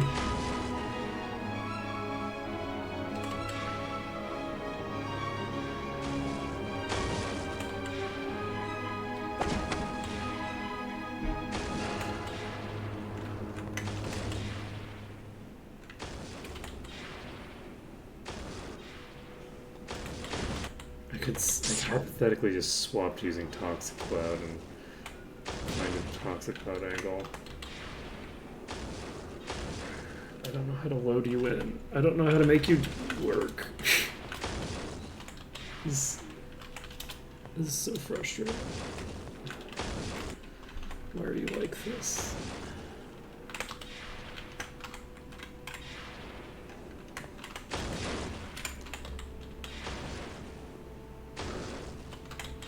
Okay. that gonna work? No, not with any consistency.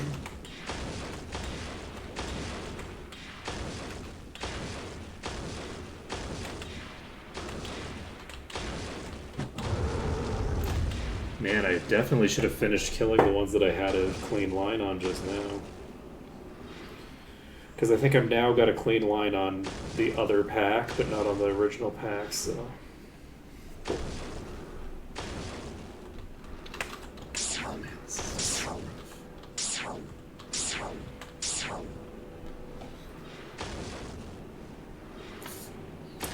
Not a great... This is going to take so long. What time is it?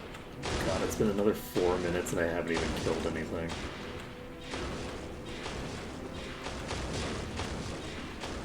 Okay, I think we'll be able to clear out like half of them this way, maybe? We need to be able to get into that room to get access to being in the green. Man, I'm really sorry that I didn't save. That's on me. I just wasn't expecting to have this much difficulty if I did run into a problem. But it doesn't matter. I had the fucking broodlings. They take forever. Like, that's fun, but it still takes a long time. I should have safeguarded that.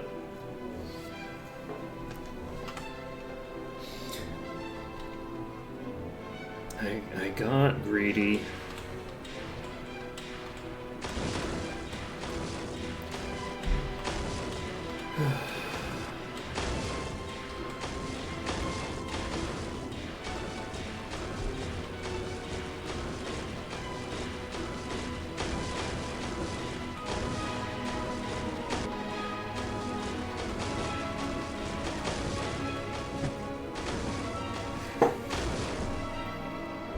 I'm really curious what's going on with this.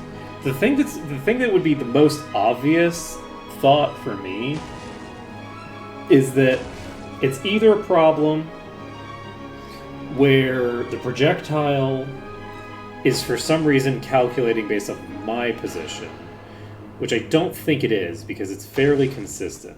The other thing that I'm thinking that it could be, that I think is probably the more likely one, I have a suspicion that the enemy hitboxes are being deloaded when they're behind enough cover, where it's like, it's just not even bothering to load the enemy on the map. The enemy isn't really there, so you have this weird situation where the game registers that there's something there for the projectile to hit, but it doesn't know what it's hitting. It's hitting some creature, but the creature that it's hitting isn't loaded. Right, that's my assumption. Is that it's something really weird like that. It does look like we might have found an angle that gets this job done. I'm just going to hold S down because I just cannot be bothered to care. It is my hope.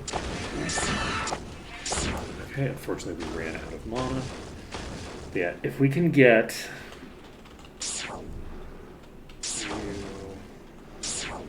You're not going to hit, so I don't need to worry about you. I am just going to keep holding down S, but we're basically waiting for this to get close to 30-ish% mana, and then we'll hold S again until we run out, and then repeat that.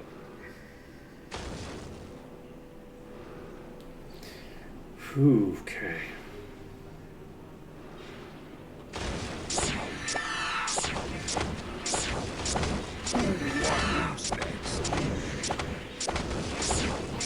If we don't kill every enemy in here with this, it would be a bit upset.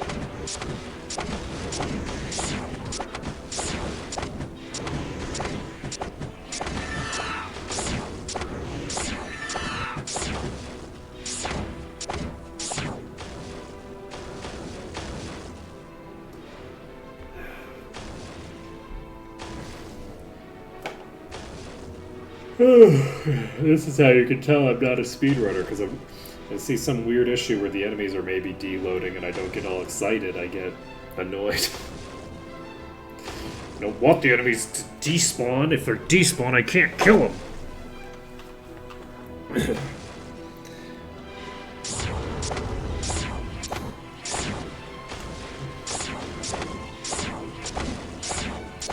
Okay, we're not even We're not even hitting him consistently here, so it's pretty rough going.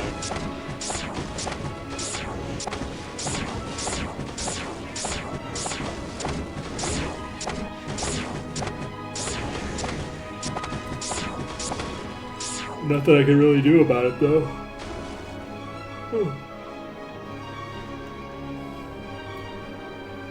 Unless the map is glitchy enough that I could actually start infernoing them.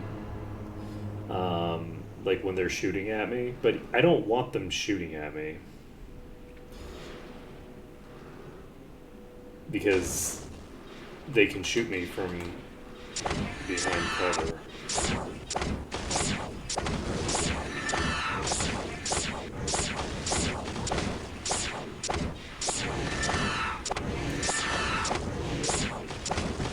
I would love to hit you. Or are you all dead?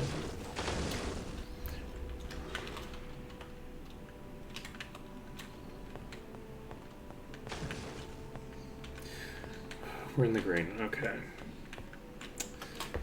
So we have 4 minutes left. We are in the green down here. And I guess I'm just going to do the thing. We're going to grab a couple of food to just save with, which is what we should have done last time. I understand that. We're going to dungeon. We're going to pop over here. We're not going to pop over here. We're going to do invis. And then...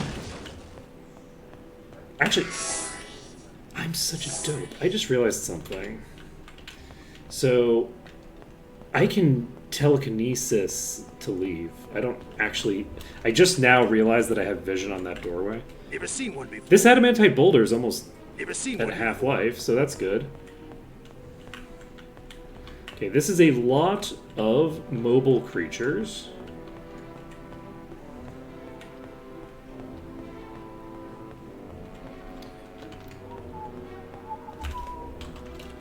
Okay, we're just going to activate them.